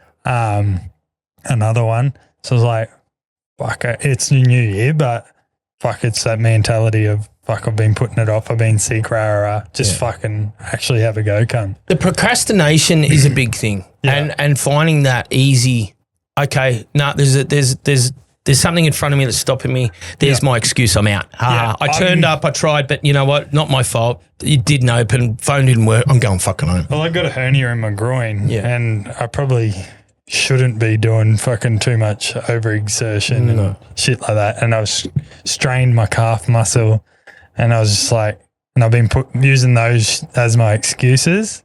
And then I said to Amy, I won't go too hard. Well, I can't remember the exact. I'm just going to cruise, I think I said. Yeah. And and then I sent her a video of the dog's fucking like rooted. I don't cruise. I just fucking You go. were all in. I'm all in. Did 9 Ks and I was fucking probably doing 5-minute Ks. I think you might have bipolar. There's signs of somebody that actually has bipolar. So I think you fucking, whoever you went to needs to reassess you again, brother. Well, I don't have to do the medicals anymore. No, well, this So is it's a true. weird- Yeah, fuck. Actually, come to think of it, I'm due for another one. Yeah. Well, I won't say too much more on here. But the reality of it is, it's something, you've got to, I've found for me that works, I don't take medication. Yeah. Well, once why? I didn't, I was sweet. Well, this is the thing. People need it. And if they need it, correct. I needed it to get to a point where I was okay think to I was the live same. without it. Yeah. People aren't there and not everybody can. So, it's not a negative to have to take it. It's actually, if it helps you, please take it. Yes. For me personally, I found that exercise and what works for me may not work for others. Yeah, because spot like on. I said, I hate fucking gyms. Yeah. But get me outside, I'll do any sort of training. Yeah. Or put me in a Muay Thai gym. Yeah. I'll train the house down. Yeah, like perfect. it's just something about gyms and just the scene and the feel and I don't know. I don't like it. I don't like the. Yeah. And I know the this is exact terrible. I same. don't want people to look down. Oh, you're a wanker for saying.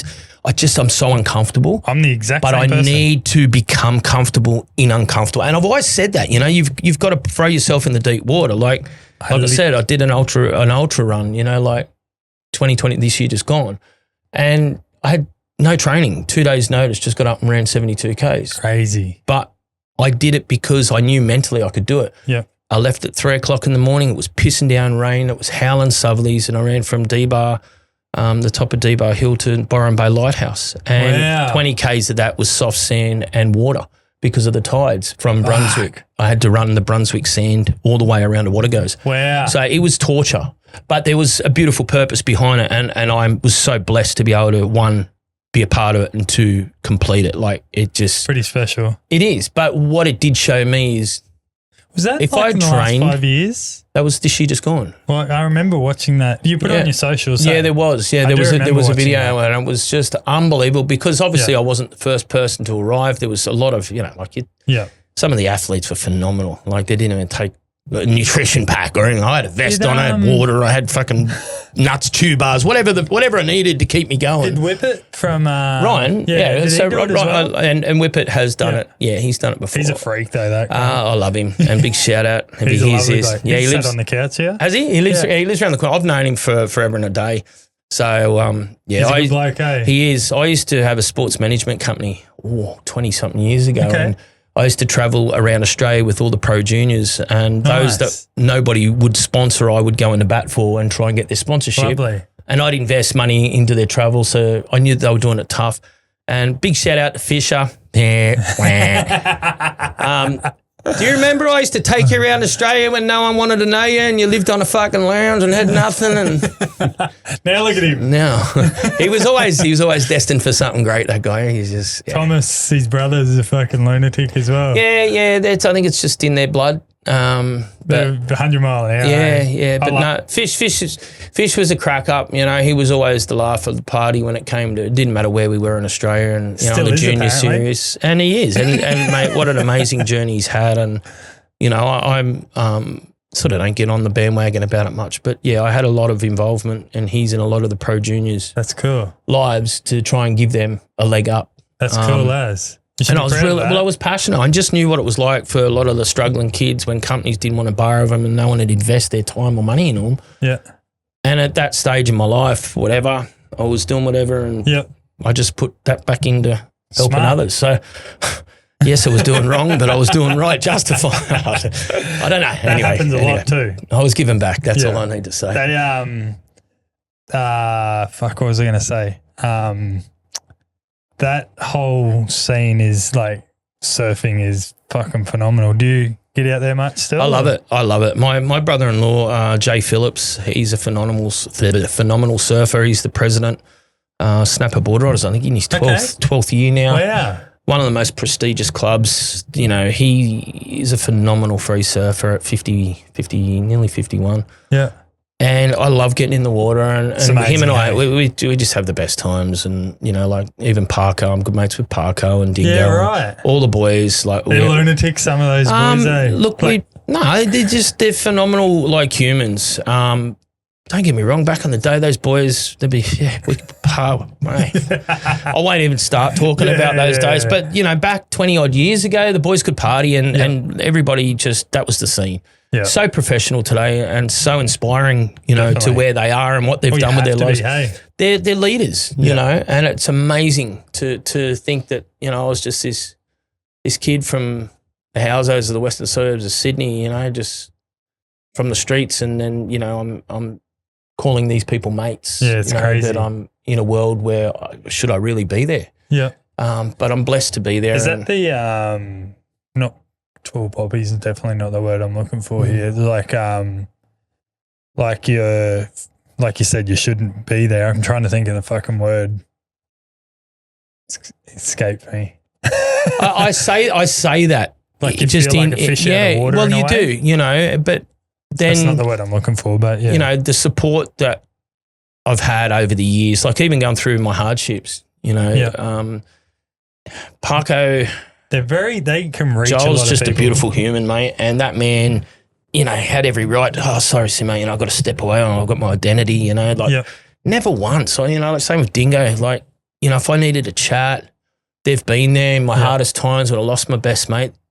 Just in the 19th of August, 2025. Yeah, they were the first. They weren't even in the country. They were the first to ring me. Like Parko rang me. Dingo rang me from Bali. Like, bro, are you okay? Is everything all right? And it's like, fuck, this right now is something that you go, wow, these beautiful people have taken that time to check in on me. You know what I mean? Like there's so much busyness going on in their life, and I'm just I'm not anybody, you know. I'm just Took my words. Yeah, but yeah, I totally agree. You get me? I do, definitely. So I've only got it's a little bit of like pinch that. me sort of moments there in life, and then you start to realize, well, I am in and around these amazing humans. What can I learn from them? Yeah. What can I take and implement into my life that they're successful at? Yeah. You know, they're younger than me. Yeah. But God, man, they've lived and they're walking. Well, they're some learning amazing shit from you too, probably. Well, I've had most of them on the podcast. Like they all get around it. They've all supported it. Like Dingo was one of the most. He's got the most amazing story, and Dean Morrison is just a beautiful man. I hear. I don't know how true this is. Like, I don't know a whole. Like, I've followed surfing for a long time, but I'm not like a fucking flat out shredder and fucking. Fuck, I'm a kook. I get out there with them. I'm a bum. I'm a nobody. I'm just. But like, I know Dingo. Like, I know the name. I've never met the bloke, but excuse me. Apparently, one of the most talented surfers to ever fucking. Dean Morrison should have been a world champion multiple times over. You know, hear them all say it. Look. Dean's story is not for me to talk about because it's his story, but he has been on the Clink, and I had the honour.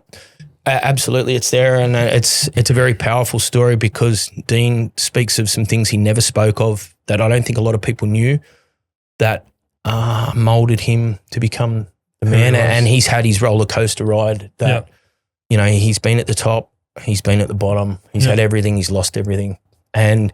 You know, he's a very spiritual, sober man these days. I think it's been 4 or 5 years now since he's been touched a drink of alcohol, gave his heart to the Lord, and he's just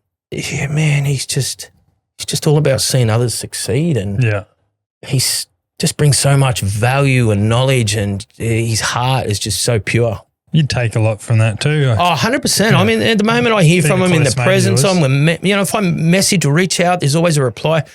It's so beautiful to stop and just go, how did I get to this position to be able to be around these amazing people? Yeah. You know, and I really have. Pretty cool. I've had some beautiful interactions and friendships with, people that you just sit back and go, oh, imagine if I could, you know. Yeah. Have a surf with that guy. Imagine if that guy sort of see me and said, "Oh, imagine he come to my birthday party." Exactly. You know, like these moments are surreal. But so I've this question, and I should have asked you this at the start, but I'm going to ask you it anyway. Who is Brent Simpson? Yeah. Wow. I might get a few ums and nahs. Yeah, possibly. I want to answer it as honest as you can. Yeah, not who was Brent Simpson. Who are you? Like, who are you? That's probably the best way. Just a bloke that wants the best for me, my children, for anybody around me. Yeah. Like I really do. I've lived a life that I probably should be dead 10 times over. I've lived literally from the scraps at the bottom. I've struggled. I've had some massive losses, a lot of highs, a lot of lows, a lot of lived experience. Yeah. And I feel that at 50 years of age, and I keep saying that because it's something I'm very proud of, I never ever felt that I would be talking about me turning 50 in 6.5 months. Yeah. I just didn't believe I'd survive, whether it be through my own choice of taking that way or somebody taking me out because of the life that I was living. Yeah. It was very, very real life in that way of living. I just never ever seen a future where I would be here talking about my life at a halfway point, which I call 50 years of age. Yeah. Right now, I look in the mirror and I see a bloke that's still learning, who wants to be his best version of himself as a role model, as a leader. I want to be successful. Money is something. Quickly cut you off there. Why do you think you're not successful yet?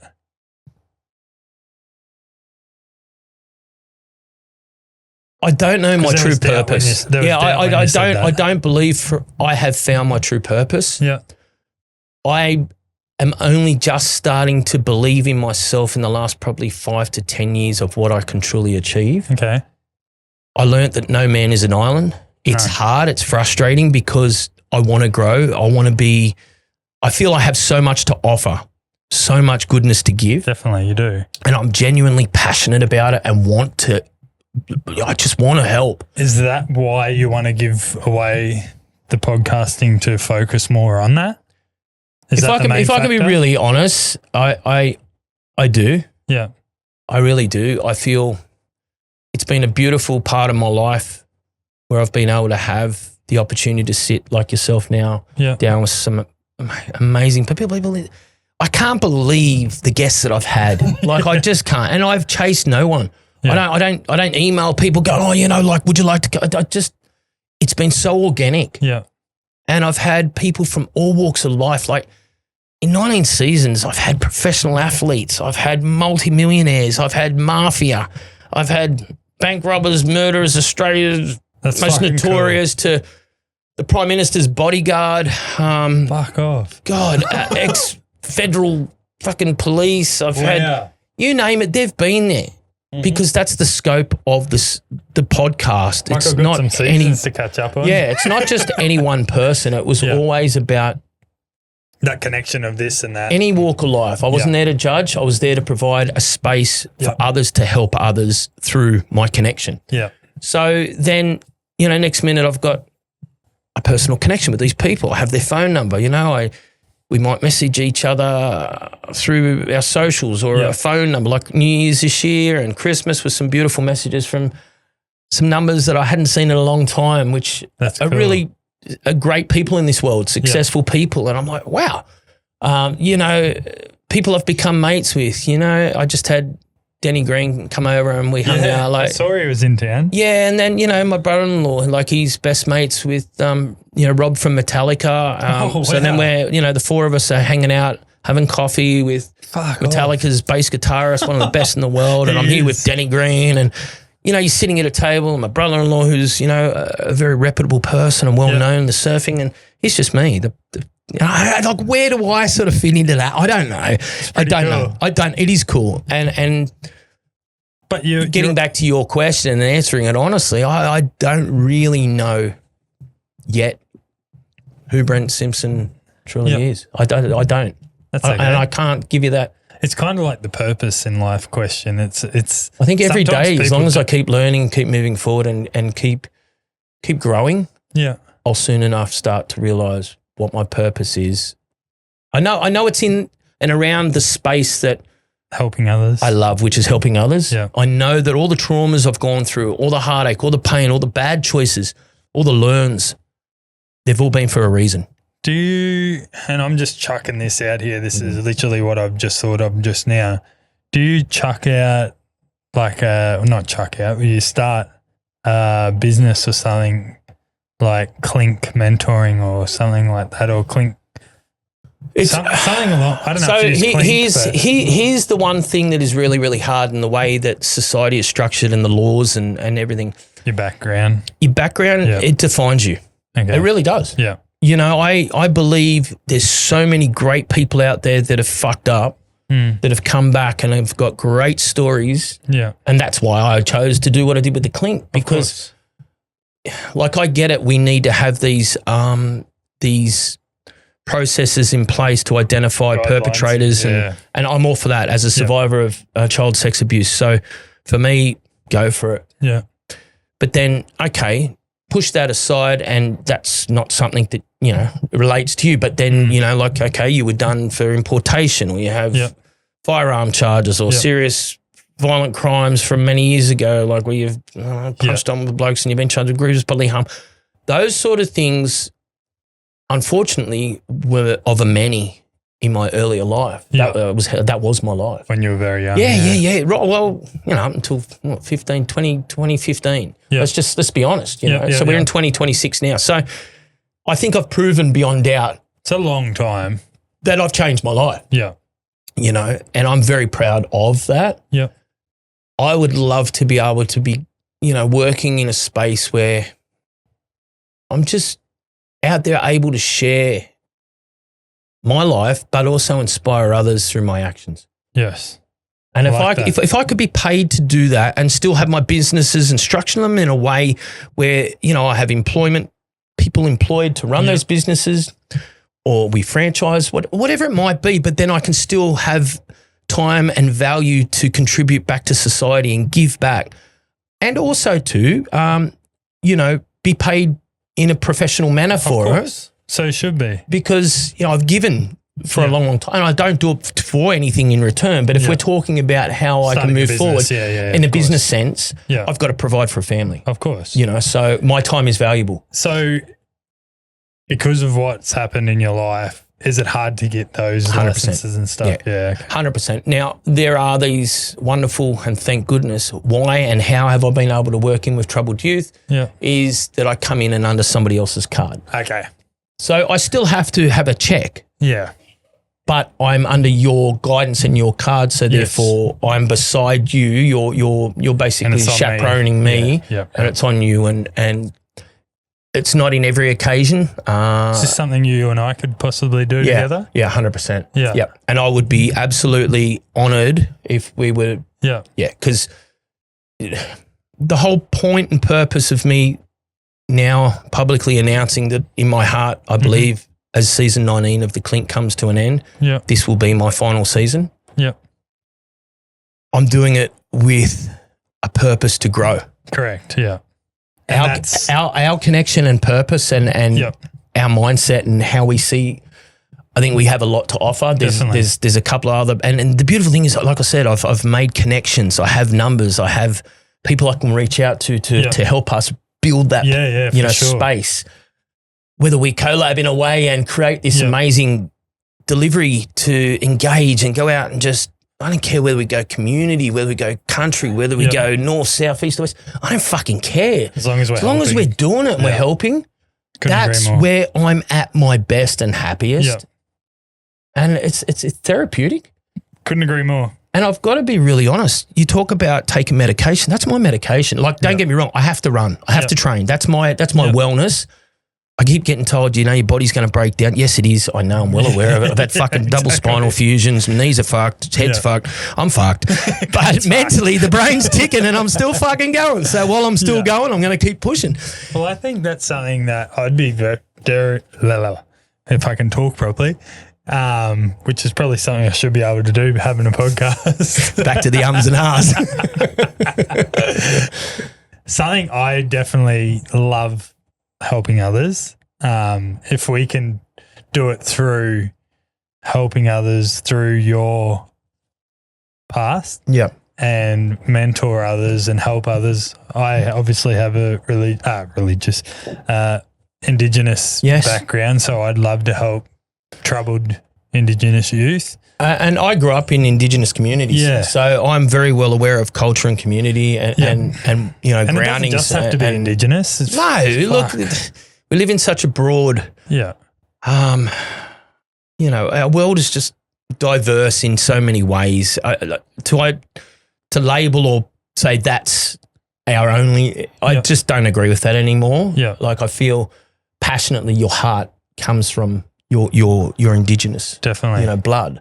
As a First Nations man, and I honour that as well. I have, you know, a generational part of my bloodline that is of First Nations as well. Lovely.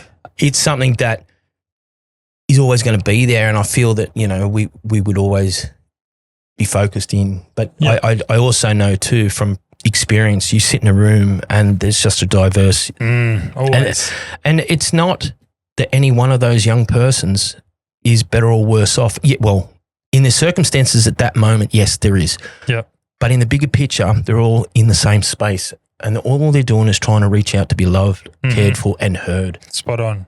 And when they're not being heard and no one's showing them the love, they rebel. Yeah. Because the attitude is no one gives a fuck, why should I? Yeah, couldn't agree more. So, if we can, and I won't go into too much because this is a really good thing, and I'm actually really grateful that you brought this up. It would have been something that I would have spoken to you about, but here we are. So it's once again, it's for a reason. I wasn't interested. And look, we're out there public. So, I've always believed in finding people's strengths in young people. Like you hear these young blokes out there are mad car thieves or mad drivers. So why would we not try and engage other businesses out there to say, okay, let's give these young people opportunity of work.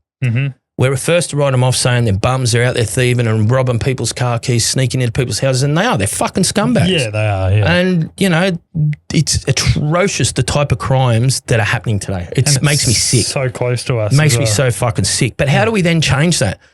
Well, let's try and give a little bit back. So what happened there a few years ago, funding was stripped in a massive way that then eliminated programs like the RISE program. Yep. Project Booyah is with the Queensland Police and government, so it's supported through a government initiative. Yeah. It's very hard to get funding. First Nation, as a man, it can be a very big help to get a foot in the door, and I say that respectfully. Yeah. There is definitely money there, plenty of it, to be able to help.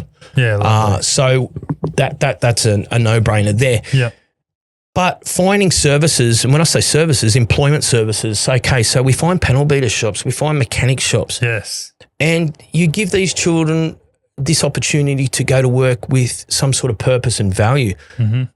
Now, Davo might have a whole heap of wrecked cars. Yes. And he's paying Johnny to come in and do it. He might put him on an apprenticeship, might be just trialing the waters at the moment. But I always thought, imagine saying to that young kid, see that car out the back out there? Right, I'm going to give that to you. Yeah. But that young kid has to build that. So to build that's going to cost money. It's going to cost his time. Yes. But that's going to become his project. He can sell the car. Yeah. He can keep the car if he's licensed. Yeah. But it's on him. Yes. What a fucking awesome opportunity, and how quick could that turn someone from the streets to a passionate young person committed to learning and creating something that they look back at and go, hey, bros, that's fucking mine. I built that from scratch.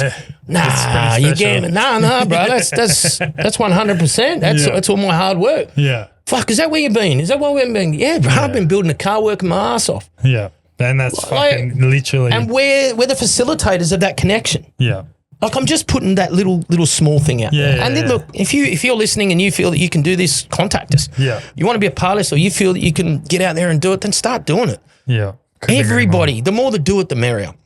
I feel that there is so many options, but I feel that the lived experience people like ourselves are the ones that need to bring it to the table. We need the clinicians. I get it.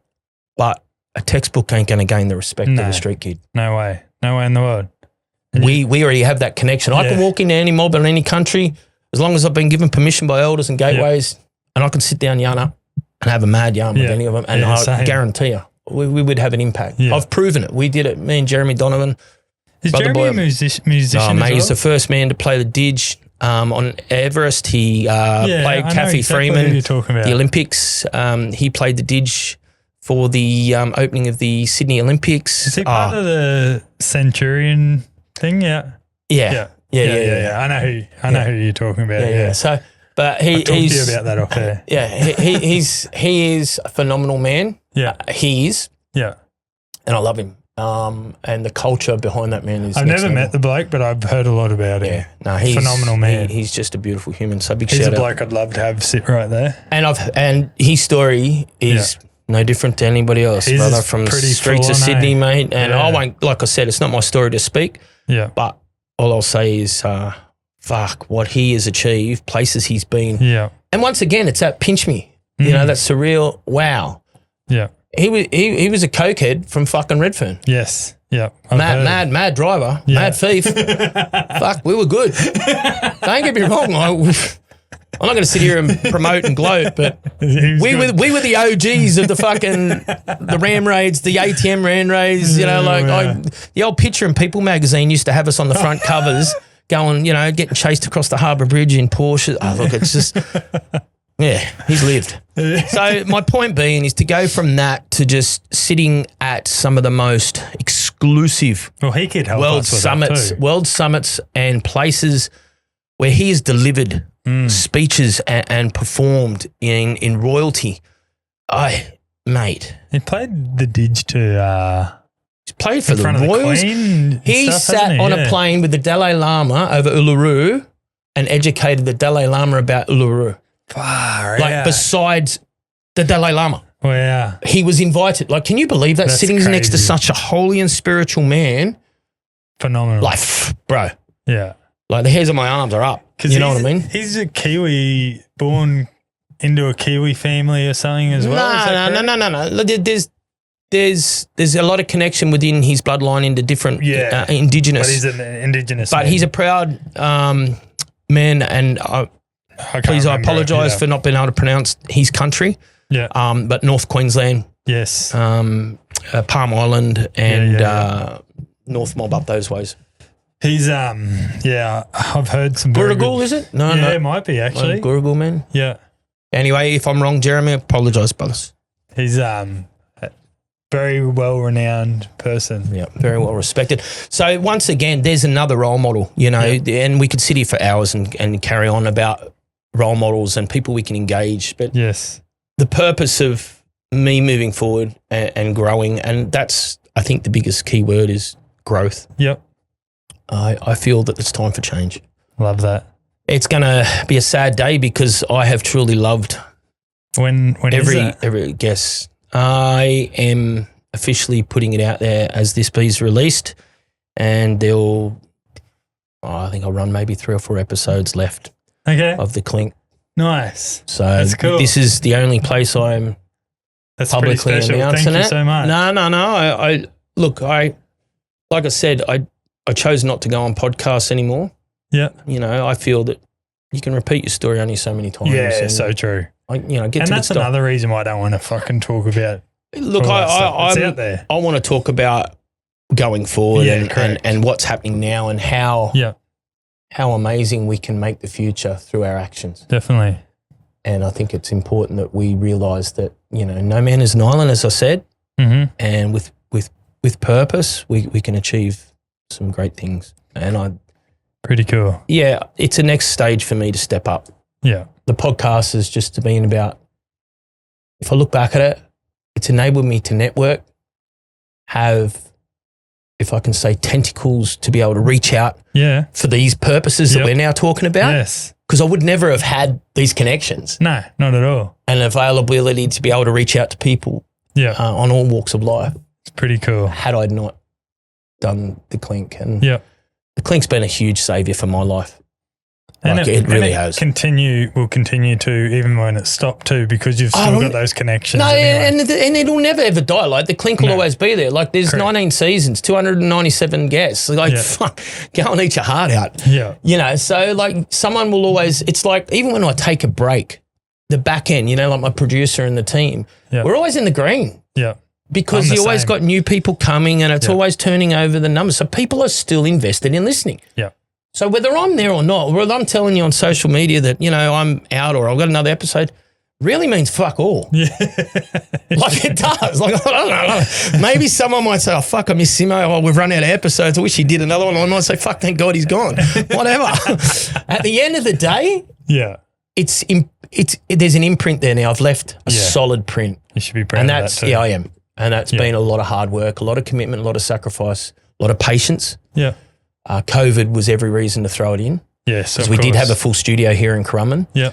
And then we just had to learn to run digital online and be virtual studio ever since COVID. And phenomenal.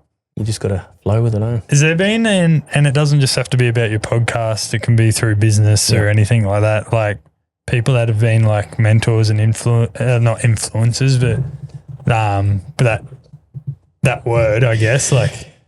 So I'm going to just be really blunt, throw myself under the bus here. Yeah. I think I've been a little bit maybe naive, somewhat arrogant. Okay. I like to stay in my own lane when it comes to, and this is just, and I'll explain in a minute why. Yeah. I've just, trust has been a big issue for me. I've been burnt a lot. Yeah. And when I get burnt, there's another side of me. Mm-hmm. And I really despise that side of me. Yeah, I don't okay. want to be that man. Yeah.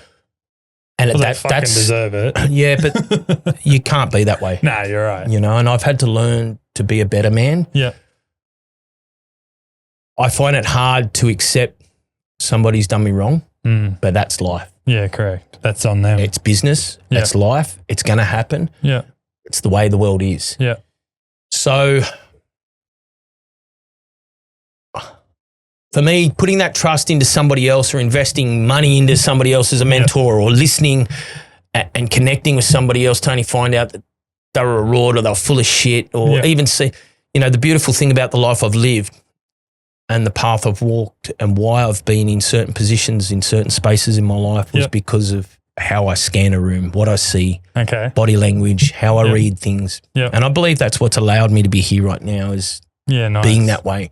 But sometimes you can be a little bit too much. Yeah, and we all need to trust. We all need to step back and allow people to come into our space and listen and learn. And I think I said that earlier in the podcast.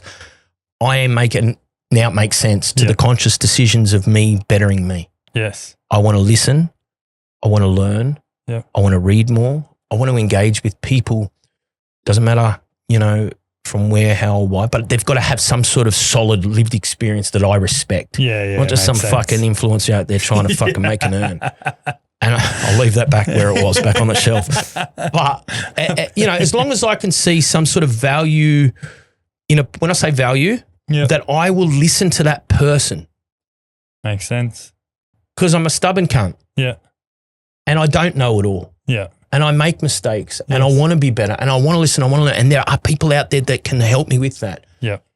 Now, and I just don't think that it's ever too late to learn. Yeah. Coming into my 50th year once again, I've just repeatedly said I'm fucking turned. But it really has a lot of purpose in what I'm saying and why I'm saying it. Of course. Because I feel that if you're 30 or 35 or 40 and you think you know it all, then okay, hey to you. You're gonna get you know fuck all. Yeah. You're going to get a wake-up call sooner or later. I am excited about something fresh, something new that's going to give me the opportunity to be the best dad, the best I can be for others and a new pathway on something that I'm passionate about and involving others to come together of like-minded with that trust and we grow together and we build something really beautiful. And then I think I'll be able to sit back in a few more years and go, you know what? I did well. Yeah. Yeah, and it might even come quicker than that too. You just don't know. You're only going to get out what you put in. Correct. And I don't have a clock when I work. Yeah. I work. Yeah. I'm the same as if I'm on the fucking piss or the rack. Yeah. I'm fucking either all in or I'm all out. So all that shit is way up, hanging up on the wall. It's where it's staying and I ain't looking back so I can fucking stay right behind me. But like I said, I want to, I want to step away. And look, like everybody loves to have a social beverage or whatever, a catch up. Like, there's nothing I'm wrong 3 with years clean myself. well, and you know what? Therefore, you're someone that I'll look to aspire to because I want to test my own self. Yeah. And I've said until July, until my birthday, I want 100% sobriety. Perfect.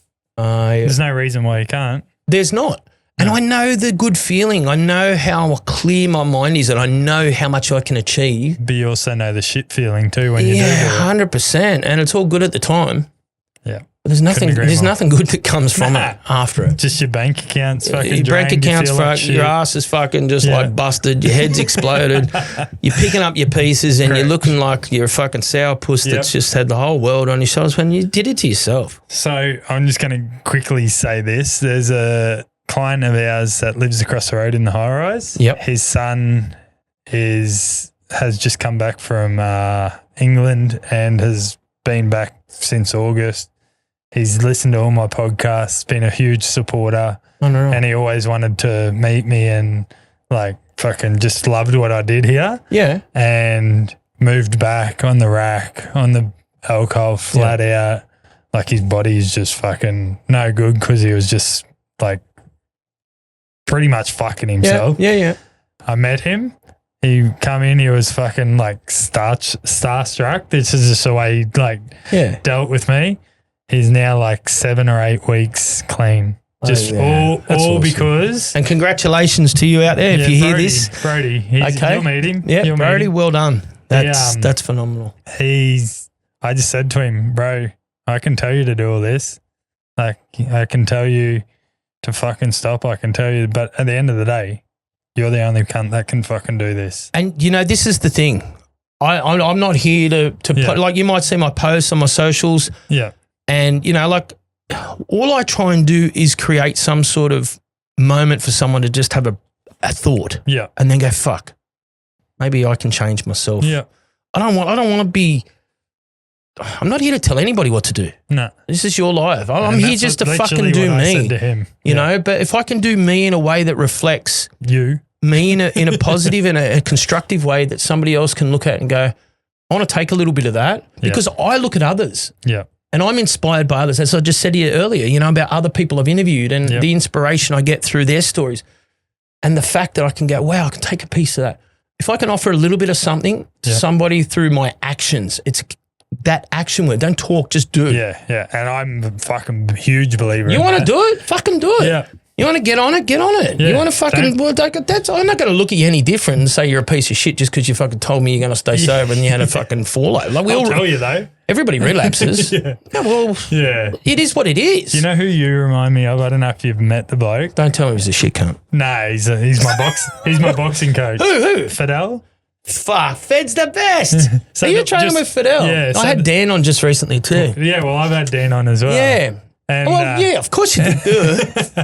But idiots. But just the Fed's way Fidel fucking speaks and is literally how you would just say, if you want to fucking do it, then Fidel says it. Man, he's lived. Yeah, fucking oath. He's lived. And I want him to sit on here, but he's like, no, I'm not going to say, I know why. Yeah, and I respect it. And he's just in his lane, man, doing his thing. Yeah. And let him just stay there doing, because what he's doing, helping so many kids. He's a fucking, I love him. Yeah, me too. I never realised, like I knew, obviously, he's passed. I know his people. Yeah. I know where he's walked. I know. Yeah. But I never knew Fed as the man that he actually is today. Yeah. And that's been a part of his life. That's his life. Yeah. Mate, that man has been beside some of the most historical names in boxing and Mike Tyson. But bro, he is just an encyclopedia of knowledge, and he will tell you himself. He would still be open to learn from anyone. Yeah. But his guidance and his knowledge and his connections. Yeah. Wow. What an awesome. So good for me. It's just, it's like a family. It's good for everyone. And I know that I could go there anytime, and I've been in there and I really love it. Back today. I'm back to serve. I'm one of those people that I get a bit funny because when you go into a space like that, people are there a lot for their purpose, same as a Muay Thai gym. Like my family at Strikeforce, I love Mark Pease and I love the gym. And, they've had now several world champions come out of there over the years. Mm-hmm. I've been a part of some of their earlier growth. I find that if I'm not walking into that gym on that level, I shouldn't be walking into that gym. Yeah. I don't like walking into a gym bringing in any baggage or negativity when they're on. Yeah. When they've got fighters in camp, when they've got, people in there serious about turning up daily and committed to their cause. Yeah. I don't want to be the blow-in. The here today, sharp for 3 days, then I disappear for a week because I'm ill-disciplined. Yeah. That doesn't set a good example. That's usually me. So now... Hey, hands up. Yeah. That's my thing. I messaged Fidel yesterday and said, what time are the classes in the morning and the Arvo? And he just was smart ass, you know what he's like. Because I never train in the morning. So he told me the morning times. Yeah. And he goes, you know what time the Arvo classes are? Let's see how committed you're going to be. See you in the morning. No. So I did what I did this morning. And I'm going to go the sub. So you're going to go about the Arvo class instead of the morning one? I'm going to do the Arvo, Go into the morning one. If he's testing you with the hours. I'll do the morning one tomorrow. All right. There you go. It'll be on my socials to hold me accountable. Now that I've said it. So I'm a man of my hard, word yeah. also. You know, So- like I actually despise the socials, but I also look at them and I go, you know what? They hold you accountable. I hold you accountable. And Fucking it's a oath they digital do. diary. And Well, you might have seen my haircut I was doing, or did you not see that? The Felice Kafusi haircut that I was no, doing for a while? bro, I do that real quick. Flick. So I met some lovely people out of that gym. Dan from IBC. Yep. Did a live stream at IBC 2 up in Brisbane. Let's not forget fucking Steve, mate. I was just about to talk You're about to about do some Steve. breath work with Stevie. Big shout out, Stevie. Love you, bruv. Steve Groom. Good man. He goes, because I'd put that post up with you, just sharing your thing. He goes, you're doing a podcast with Simo? I said, nah, we're just catching up. And then fucking 20 minutes later, you sent me a message. Yeah. Well, everything happens for a reason. He's a good bloke. So Steve and I have started our own men's group. Yeah, I see that. And do just Down on trying the to beach, help, the boxing and breath work. Yep. just trying to help people connect that don't have that connection here. He's a passionate man. He's a lovely man, and God, he doesn't give up. I'll give him that. He's had every reason to just go, it's too hard. Yeah, and he just please be pushing through. I've been up him recently. He just needs to change his habits. Yeah, and that's all I'm going to say. But he knows. Well, the thing is, sometimes you need to be told. Yeah, and I just tell him you don't every see time. it yourself, then somebody needs to say it to your face, and it's a moment that you should sit back and go, that person gives a fuck about me. Yeah. Because if you didn't give a fuck about him, why would you take the time to even acknowledge it and then say to him, better yourself? Yeah. Like, it's not your business otherwise. Yeah. So you have an investment in his well-being. Correct. So I don't sugarcoat anything, as we've already said. Now you're hearing it from both of us because I know you'll listen. Get your shit together. Yeah. Do it for you and your family, mate. Got me, geese? Before you get nicked. Left, right, fucking straight, left, right, left, right, straight, uppercut. Good night. Good night, Irene. And breath work's going to wake you up. Nah, seriously, he's lovable. Here's some. We're gonna have some fun now. All right, let's do it. Let's gonna have some fun. Who is one person you would to have loved? You love your fighting. Yeah. One person, dead or alive, that you could get in the ring with. Oh, get in the ring with. Yeah. And you're not going to get bashed. You're just going to fucking. Oh no! If I got in the ring with this person, I reckon I'd get pumped. Fucking destroyed. Who? Sancho. Like, he's just Yorko. Oh, yeah. It'd have to be Muay Thai related in the ring. Of course, yeah. My passion is Muay Thai. Look, I've always said it. I can street fight, no problem at all, but I'm not a boxer's asshole. I get really frustrated. I like to use the 8 limbs. Yeah. I have, I'm comfortable. Yeah. So I'd have to say, and someone else who I truly think would have been phenomenal to get in the ring with, who's a fucking dangerous man, is Nathan Corbett. Oh, yeah. Oh, man. I cringe thinking of an elbow to the face from him. I had a guest on recently. I don't know, his old school Muay Thai fighter, Brad Davies. Did you ever meet him? Moo. Don't say moo. Muay. Muay. No, Muay.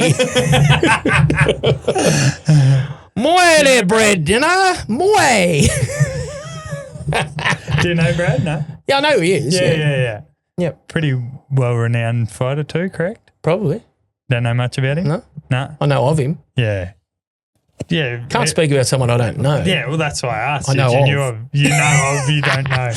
Lovely bloke. No, I know of him. What you do need to do is listen to you talk about people's stories. Yeah. This bloke, it's a 2-part series because it went for like 3.5 hours. Yeah. And it is fucking intense. Yeah. And I will. I'll take that time. It's very heavy, real heavy, from like losing wife and unborn kid to never seen like a doctor, never had any help, just did it all himself. Self-driven and very, very driven man. That right there is, and I don't care what anyone says. Everyone has their dark days, and he would have sat on his own in a dark corner, crying his eyes out, asking the world why, begging God to help him. Yeah.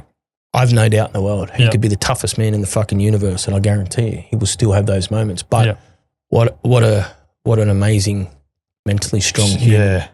Yeah. Just off what Yeah. you've just said, Yeah, I don't need. I can put two and two together, and to even And he's a push PT through. That's what I mean. trainer. Like he trains like he's a mentor. Yeah. He's fucking a father. Yep. He's I don't know if they're engaged. If you haven't proposed, Brad, fucking go do it. But he's like so many hats. So he has so many hats, and then he still has all that. But he stuff. probably too, and I don't know because I don't know him personally, but people like that generally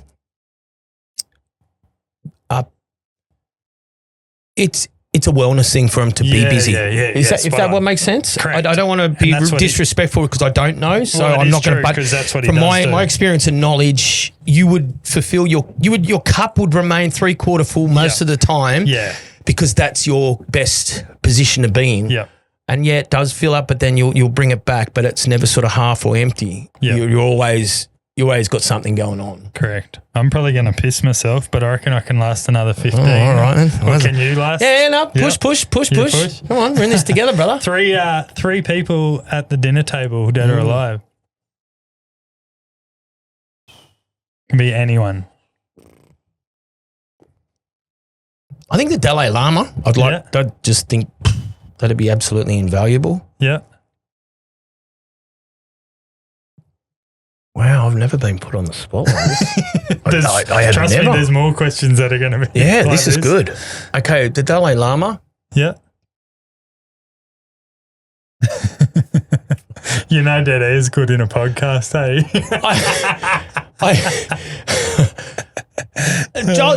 I'll say Joel Parkinson because Parko, man, that guy I'm is sure just. You've been at the dinner table with I Parko. have, and he's just the Wealth of coolest. knowledge. But he's just a cool character. just a cool cat, man, and like you can sit in the ocean with him. It could be dead flat, and next minute there'll be just a wave come to him. Yeah, fuck off. And he'll just tear it to pieces, and then everyone will just sit there going, "Where the fuck did that come?" But it'll go to him.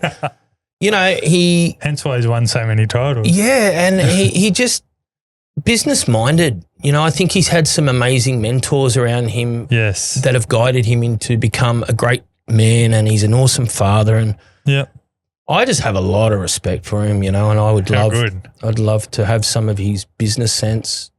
And I know there's probably greater people out there that people can go, oh yeah, but so, and I'm just, for me, these are people. I respect him. Yeah. I would listen to him, as I said, about finding those sort of mentors. Yeah, He'd be lovely. someone I would really be grateful to have. And the third, wow. I love this, making people feel uncomfortable and thinking, oh, should I pick that person? Shouldn't I pick that person? Yeah, and that's exactly what's in my head. Who's going to look and go, oh, why didn't you say me? Well, how come you said that person? Whoa, that person. It's about me, guys, not about you. Okay, so I think a female of some type, just to balance it out. Pamela Anderson? No, it'd have to be. Riley Reid? I actually, no. I'm just having a joke here, guys, so relax. Okay, I can give you the description of someone I would want to sit at the table. I can't give you a name, and it's a weird thing. So it'd have to be somebody that's see if someone somebody that's a compassionate, kind, caring, well-lived human that has truly been through some heartache, pain, and struggles. That is just a true leader within the world of everyday life and values and. So before you said through, I think just understanding a woman truly, like we understand. For 20 years with a woman, I 3 children. I get women, but someone before you said that, of the world, I thought of the person that came to my head when you said that. But then you said a leader of the world, not a leader, but someone that's lived, someone that's got value to. So giving the person me that thought guidance. of me straight away was your grandma. No, I've never had those. Okay. Yeah, no, and I know that sounds sad, but I'd never had those. So that's just what come to my head straight away? But you being And I see that because especially in Indigenous communities, the grandmas are the matriarchs. They're the ones that raise the generation after generation after generation of children. I've seen it. I've been a part of it. I know that. But you clearly didn't have that, so I apologise for that. No, not at all. But I can't relate. Oprah Winfrey. No, not after the Epstein bullshit. And I don't want to go down a rabbit hole, but I've seen something about I can't pinpoint one particular name, but it'd have to be a female and someone that, I really would like to learn from, understanding. Barack Obama's wife, what's her name? Better interaction with women and how to understand women. Not Kathy Freeman. Kathy Freeman would be a good one. Yeah. Kathy Freeman would be a good one. There you go. She's lived and she's definitely had her ups and downs and there you go. Yeah, to be at the top of the pinnacle of what she was at to really some tough times in her life after. Like, actually she'd be mad to yarn up with. There you go. Last episode of the Clink. Imagine that. Okay. You're welcome. Have you got the connect? Nah, you surely do. Far out. I have to go through my diary, my phone and reach out. Parko, surely. They all know each other. Yeah, exactly right. I'm sure of your 297 guests, one of those would know Kathy Freeman. Jeremy Donovan. There you go. Game over. Yeah, straight to. Any superstitions or routines? Yep, definitely. Never leave the front door without saying I love you. I'm the same. I fucking say that to Amy every time. And if she leaves, she has to say it to me. And I never ever say goodbye. I always say see you when I get home. Amy says, be careful, be safe. Very similar. Yeah. Look, I think the life that I lived, I never knew whether I was going to make it back through the door back in the day. Plain and simple. Yep. Put myself in some very vulnerable situations. I could only imagine. And I've seen death in my arms. I've kissed men goodbye that are like and there is a lot more to me that I hold back that I don't discuss because which is fine. I don't feel that I need to put that out. No, look, it's not. It's made me who I am. Yeah. But there is a lot more to me than I just want people to be comfortable with knowing enough. Yeah. Never ever leave without an I love you and I'll see you when I get home. If you could swap lives with one person for one day, dead or alive, who would it be and why? No one. Correct answer. No. Wouldn't fucking change shit. You're the second person that said that. No, this is my fucking life. Yeah. And I'm happy with where I am sitting here live the life that I've lived because God's kept me alive. God's kept me here and I've been blessed to be able to help others through my lived experience, hardships and traumas. Fuck that. This is my life. I'm me. Oh, I always say to everyone, there's no right or wrong answer, but the right answer is 100% agree with what you said. I'm the exact same. Yep. But if I had to pick someone, it would be my partner just to see what I look like through her eyes. Yeah, you know what? If I had to pick someone, no. The way you just worded that, to see what you look like through her eyes. Yeah. My wife had told me for years what a prick I am. So you don't need to see it. Fuck. Imagine what I look like in her eyes. Wow. You don't want to say that. Wow. That's all I'm going to say is, fuck. 20 years she put up with my shit. Oh, fuck. That'd be an interesting view. It would. Fucking oath it would. I actually, okay. Yeah, I'll run with that. I have to sort of walk beside you on that one. Yeah. So, like I said, if I had to pick someone, it would be her. Yeah, if there had to be if there was no option, it'd be an interesting journey. It would, wouldn't it? Good question, eh? Yep. Next. Your life has a theme song. What is it? Beat It. Just beat it. I don't even need to play that. Michael Jackson, Beat It. Nah, fuck off. He was a pedophile. But he sang it, didn't he? I don't care. He's still a fucking... that song? Yes, he did. But no. I don't. So you don't want that song? No, then? I don't want that song. Well, what's your song then? Oh, fucking... Fuck, you can't just do that to me and then say, no, I don't want it. Where are you going with the song? You're not going to put it on our promos or intro, are you? No, not on the... It'll just be on the podcast. See, I turned my phone off respectfully while you've been playing with yours. I've been reading questions on mine. You've got a purpose. What song? Bro, I'm that guy that plays music on mood. So I listen to all genre. I'm the exact same. I really appreciate music from... Like, I can hear songs that take me back to really tough times and really amazing and beautiful times. And I've been privy to be at some like really crazy places on stage with bands, like in front of 80,000 people. I've literally stood next to some of the biggest bands in the world. That's amazing. And interacting in the group. Yeah. So I can listen to Metallica, then I can listen to fucking Luke Coombs. And then, yeah. Exactly. So, yeah. So if you had one song to pick other than Beat It, because you don't want that, mine's Black or White by Michael Jackson. So you did pick a Michael Jackson as well. Well, he's just an artist. He's a fucking entertainer. See, I don't know, because I could pick a pump-up song, but then I think of a song that was probably most impacting in my life, and it's Fade to Black by Metallica. That's a great song. It is, and it was something that it can take me back to places where I never, ever want to go again, and yet it can also make me feel proud and happy of where I am today.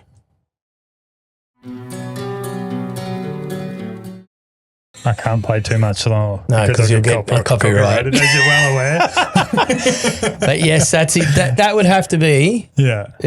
Great song. It gets me great. very emotional. It really does. When I listen, I get quite can see the triggered. guys now. Yeah. Just fuck off. It's okay to be. No, it's true, but it made me vulnerable straight away. So there you go. Yeah. That's those first words. Yeah. That it's all good. Yeah. They're just phenomenal. I've seen them twice, and you've probably been on stage with them. I was literally standing in front of the stage with them this year. Yeah. And while my brother-in-law did the whole Australian tour with them. Oh wow. Yeah. So that's phenomenal. It was pretty amazing. And thanks, Jay. Love you, bro. Thank you for always getting us to start there. Where are we up to here? You're stuck on a deserted island. What 3 things are you bringing? My gummies. Okay. Yeah. So I can sleep at night. Lovely. I want an unlimited supply of my gummies. Yeah, thanks. perfect. That's one. Okay. I think choose wisely.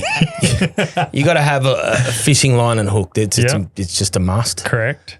And flint. Good man. Yeah, I think I'll always be able to. 2 of those are correct. You probably don't need your gummies. I reckon by the time I'd sort of gone to the effort to start the fire and catch the fish, I'd be exhausted. I'd be exhausted enough to fall asleep. Yeah.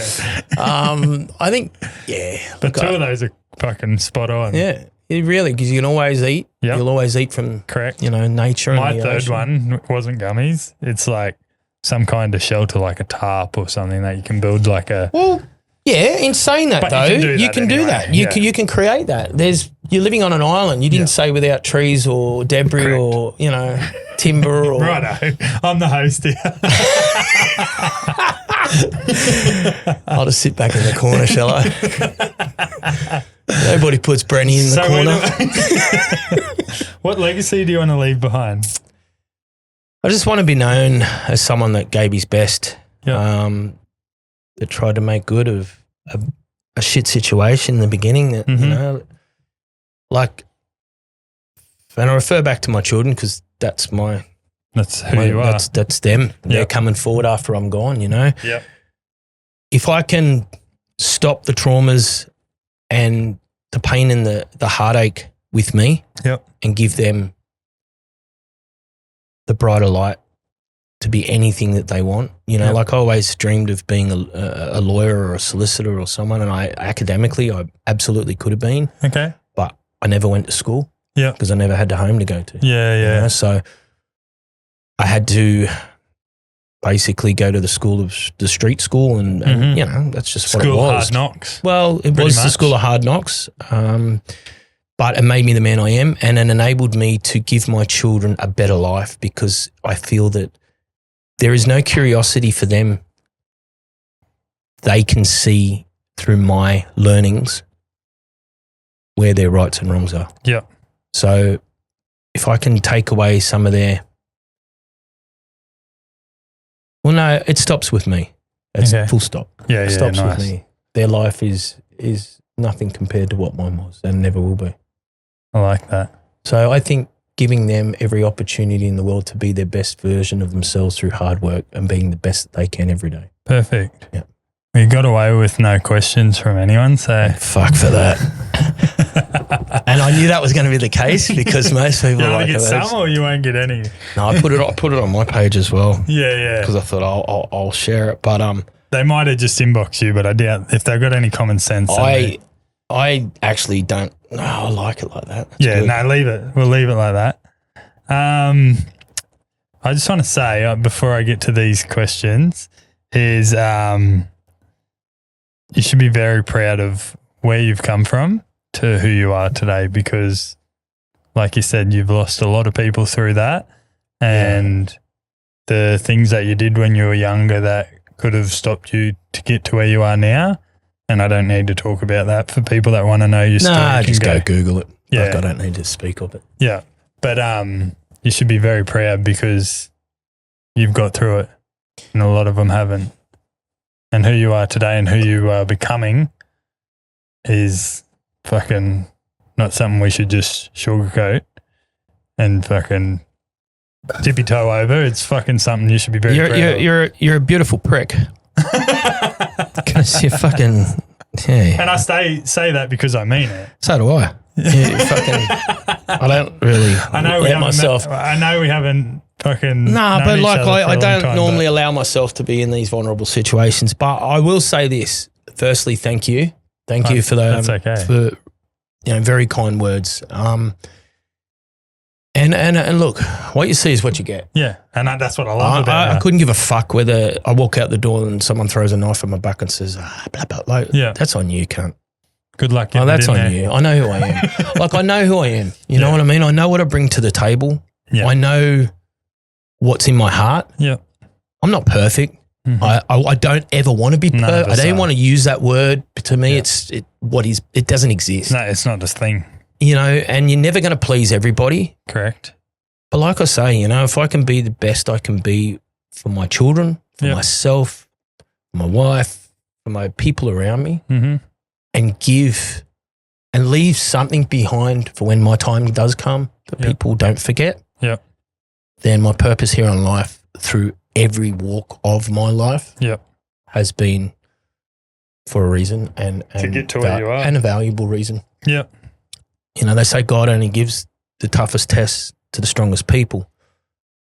He's given you a few. I've been tried, tested a lot. And I often sit back and say, fuck, when will my break come? Yeah. When can I step away? You know, I have gaps. And then all of a sudden I get fucking king-eared again, you know, from a dog shot from the side. Yeah. And I fuck, why? Why now? Why am I'm doing good? I'm getting there, you know? And it's like this shit that I've been doing from 16 years ago. Yes, I understand a situation occurred, something needed, whatever the story behind it, it's taken place and this finished. is the path that they had to go on to try and, you know, do whatever they're doing. But at the end of it, it was nothing to do with me, but I lost everything to have to prove that. Now, that hurts. And now you got to build it all again. I got to rebuild it again. Yeah. So almost it's a bit of a blessing because I get to look at life from a different perspective now. Yeah. And I get to say, okay, I can be bitter and angry about these things, or I can smile and say thank you. Yeah. And walk tall as I have done. Be proud of who I am. Yeah. Know the man I am. Don't have to fucking duck and weave and feel like I've got skeletons in my closet Perfect. or, you know, like I'm hiding from something or someone. Yeah. I don't have those issues. Look, don't get me wrong. There might be someone from back in the day that has a grief with me that may want to fucking take me out. So be it. If that's the time that I go. If I got to go, that's it. Yeah. But like as a just everyday person, I'm just another bloke that's out there just having a crack. Yeah. I work hard. I be the best I can be. I'll never be perfect, but I'll give it all a fucking go. Yeah, fucking oath. You know, I love that. And that right there is, and that's what's drawn me. That's who Brent Simpson is. Yeah, that's what's drawn me to. Like I said, I've followed you for a long time, but the more authentic you are now, like you never used to sugarcoat it. No, but I don't think you were. Like you've always said it how it is, but I think recently you've become a bit more blunt. I've had to be very careful over the years, obviously, because anything I use, the media would use against me. Anything I'd say would be put in the media. Anything it'd be brought up in your court case. Yeah. If I could sit here and say things that, like you would laugh and go, what? That's shit. That's not, but I tell you now, the prosecution would bring it up in part of one of the mentions. Oh, Mr. Simpson, we seen this on his social medias and we heard this. And I was like, fuck off. Like, how low have you got to go to try and fucking take, like, as I said, I'm not bitter, I'm not angry, I'm grateful. But I had to sort of be very conscious of what I put out. And I still am, obviously. I mean, I don't want to be seen to be some fucking dickhead out there gloating and big noting. And I just like how blunt you are. Well, I think you have to be, like, love it or hate it. It is just, fuck, I don't want you around me if you're going to, like. Couldn't agree more. Oh, fuck off. That's why I think you and I will get along quite well. And we will, and we are, and we're going to. I feel, like there's something great ahead, and couldn't agree our more. paths have crossed for a reason, and timing is of the essence. And this has been a real nice, gentle progression into being here today. Definitely. So I feel that there's a lot ahead. Me too. Yep. Before we have 5 questions, every guest gets 5 questions. They're quick fire. Righto. Before we get to those, where do people find you if they want to get hold of you for work or? Thank you very much for that. So anyone on the Gold Coast, northern New South Wales, Brisbane even, I do commercial, residential, industrial. We can do anything. I have hot washing, pressure washing, soft washing. I cover all bases. Yep. You can find me at Clink Clean Pressure Washing, which is on Instagram. As I said, I don't have a website. Yep. All the contact details are there, so please feel free. Yeah. And that's from the business point of view. That's pretty much. What was the other part of that question? No, that was it. Pretty much. Yeah. So you'll always find me. And look, my socials have changed. Your other one? Yeah, what did I call myself now? I actually, it was like pre-coming, wasn't it? I just sort of didn't even touch the sides and went, I've changed my title and my name. So I've gone from the Clink. It was always the Clink podcast, but I'm now, you can go find me. It's called Action Taker Soul Shaker. And I say that with purpose. Yes. I want to be known to take action, and, I want to shake people's souls with positivity and, perfect. With purpose. I fucking love that. Yeah. I love it. Do you have any questions for me before we quickly get to the 5? Fuck no. No. What can I ask you? You can ask me whatever you want. Nah, because I've asked you. We've had a couple of questions where I've asked you questions. Yeah. So no, I think I just want to congratulate you on what you've created here. I think you've done amazing, and actually, I think that you two as a team, it's just phenomenal. I have something for you. Oh, stop it. I don't drink milk. I told you that. Fuck off. Don't you even. Fucking they can't. Nah. No way. No way. Are you fucking kidding me? There you go, mate. My friend. Are you serious? Yeah. Bro. Oh, my God. Wait till I get home. My sons are going to freak. So, okay, let me put it bluntly. I'm born in Manly District Hospital. Both parents, father, twin brother. We're Manly through and through. Uncle was a coach there. Played reps there. Fucking, we are a Manly Warringah family, and I don't give a flying fuck what any of you say. You can write us off. I'll tell you a little story about that jersey. Bro, thank you. No, not a problem. No way. So for the camera, so if you want to turn it around. Oh my goodness. It's fully signed from grab the other side. Last year's squad. So Daly Cherry Evans is on there. That's about the key right there. We won't talk about Manly's year last year. I won that jersey. Wow. I went to the grand final last year, and they had a fan fest. Last year, the one that just went. Yeah. And they had a fan fest day at Sydney Harbour at Circular Quay there. And they were shooting signed jerseys into the crowd, and I won 2 of them. Wow. And, that was one of them. So that's now yours. I am absolutely grateful and honoured beyond words. That is phenomenal. That means more to you than it does to me. Mate, I'll send you a picture. I've got quite a few over the years. Wow. Yeah. My boys, so both my sons are in, as I said earlier, they're in what they call the Reds program up here, which you're probably familiar with. Yeah, definitely. My youngest son played everything up to his level the year just gone, and he's going into his first year. My middle son, they won last year. They were the only team to go through and win the state championship, and he's into his senior year. So their side are looking, they say every 3 to 4 years there's a special group of young men that seem to come through. Yep.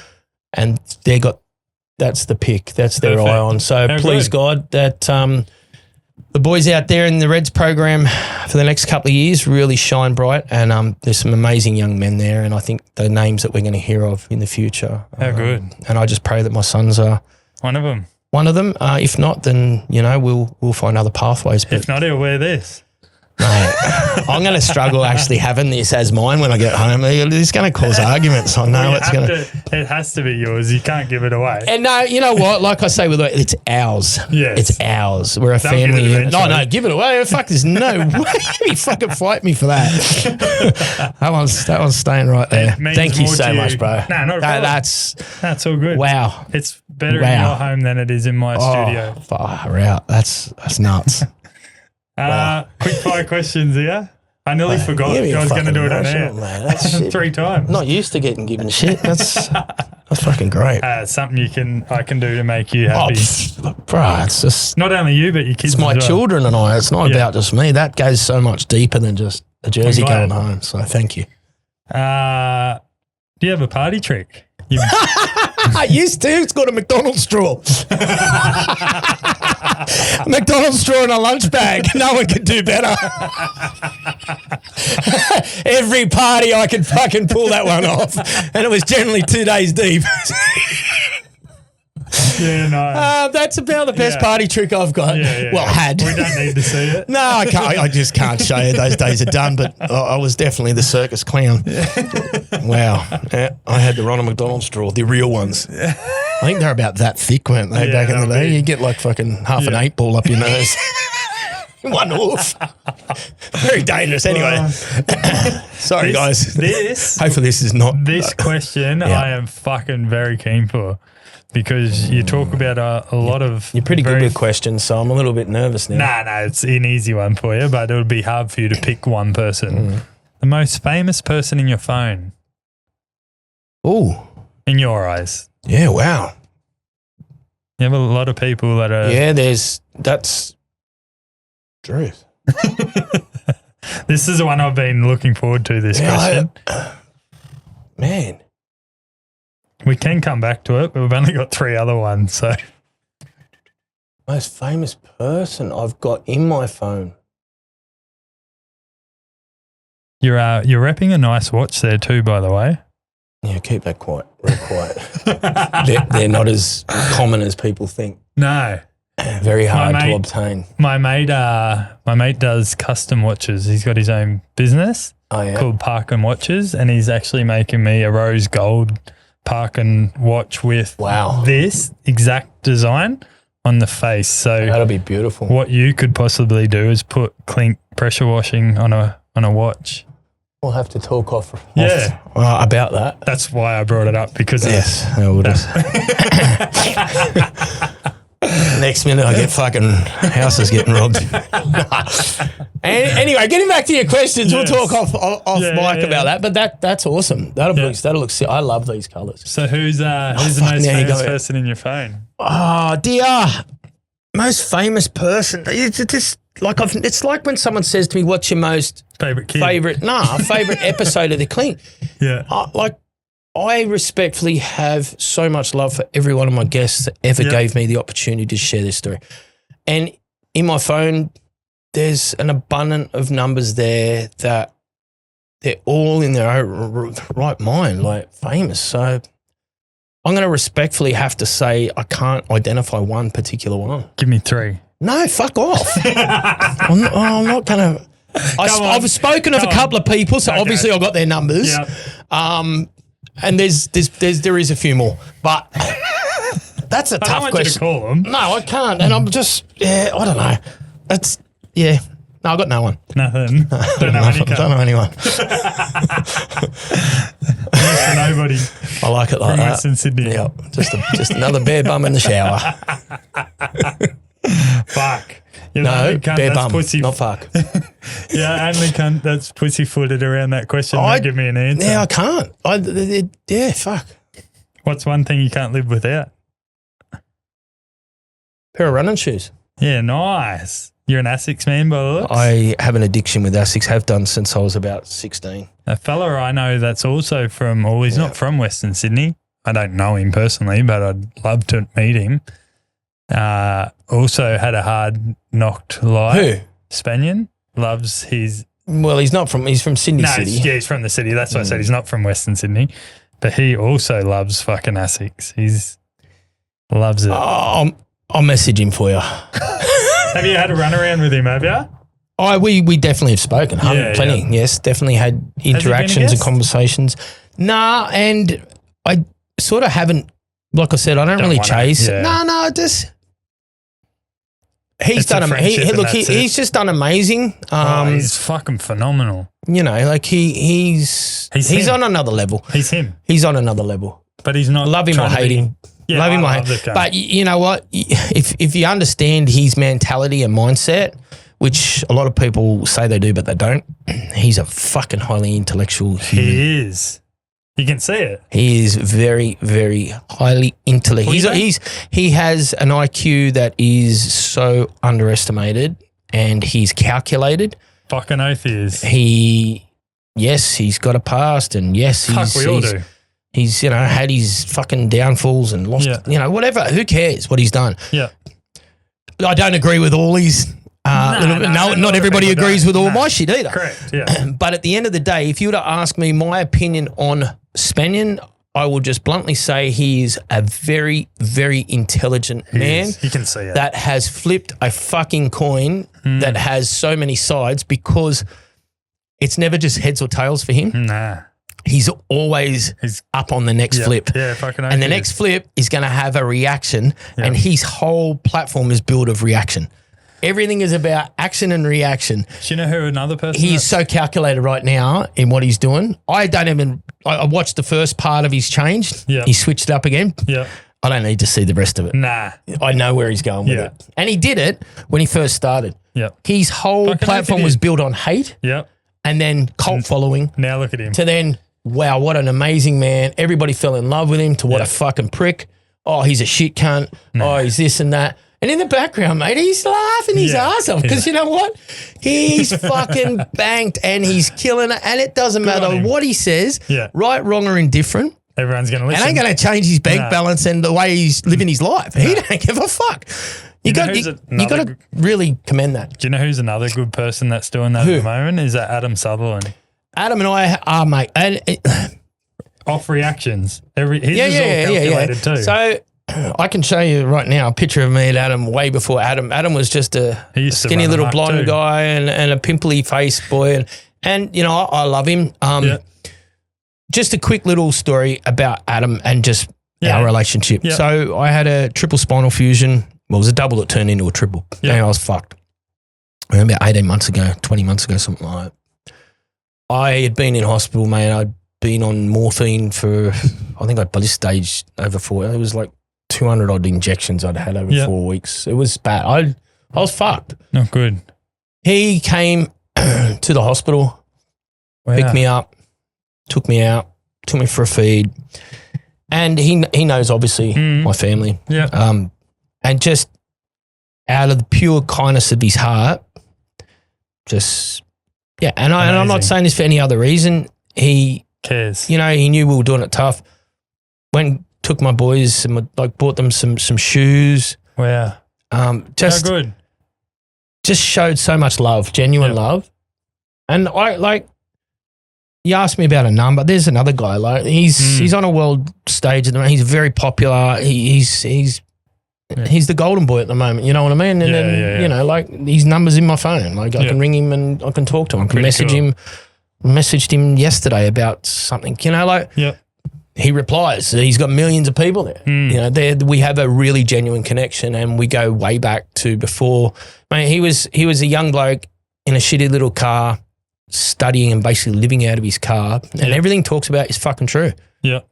And I don't get sort of on the bandwagon of pumping up anyone's tires. But 100%, Adam is genuinely correct. a good human, good heart. Just fucking nothing like Spaniard. Totally different. No, correct. But what I'm trying to say is he's very calculated, like Spaniard is. Adam's a highly intelligent. Yeah, very. If anything, it's probably his worst enemy because it does like you can love him to death. Like don't get me wrong, but he's so highly like strung. Just he just goes. He's full, and it does. It takes it out of you. Yeah, like, I think that's probably.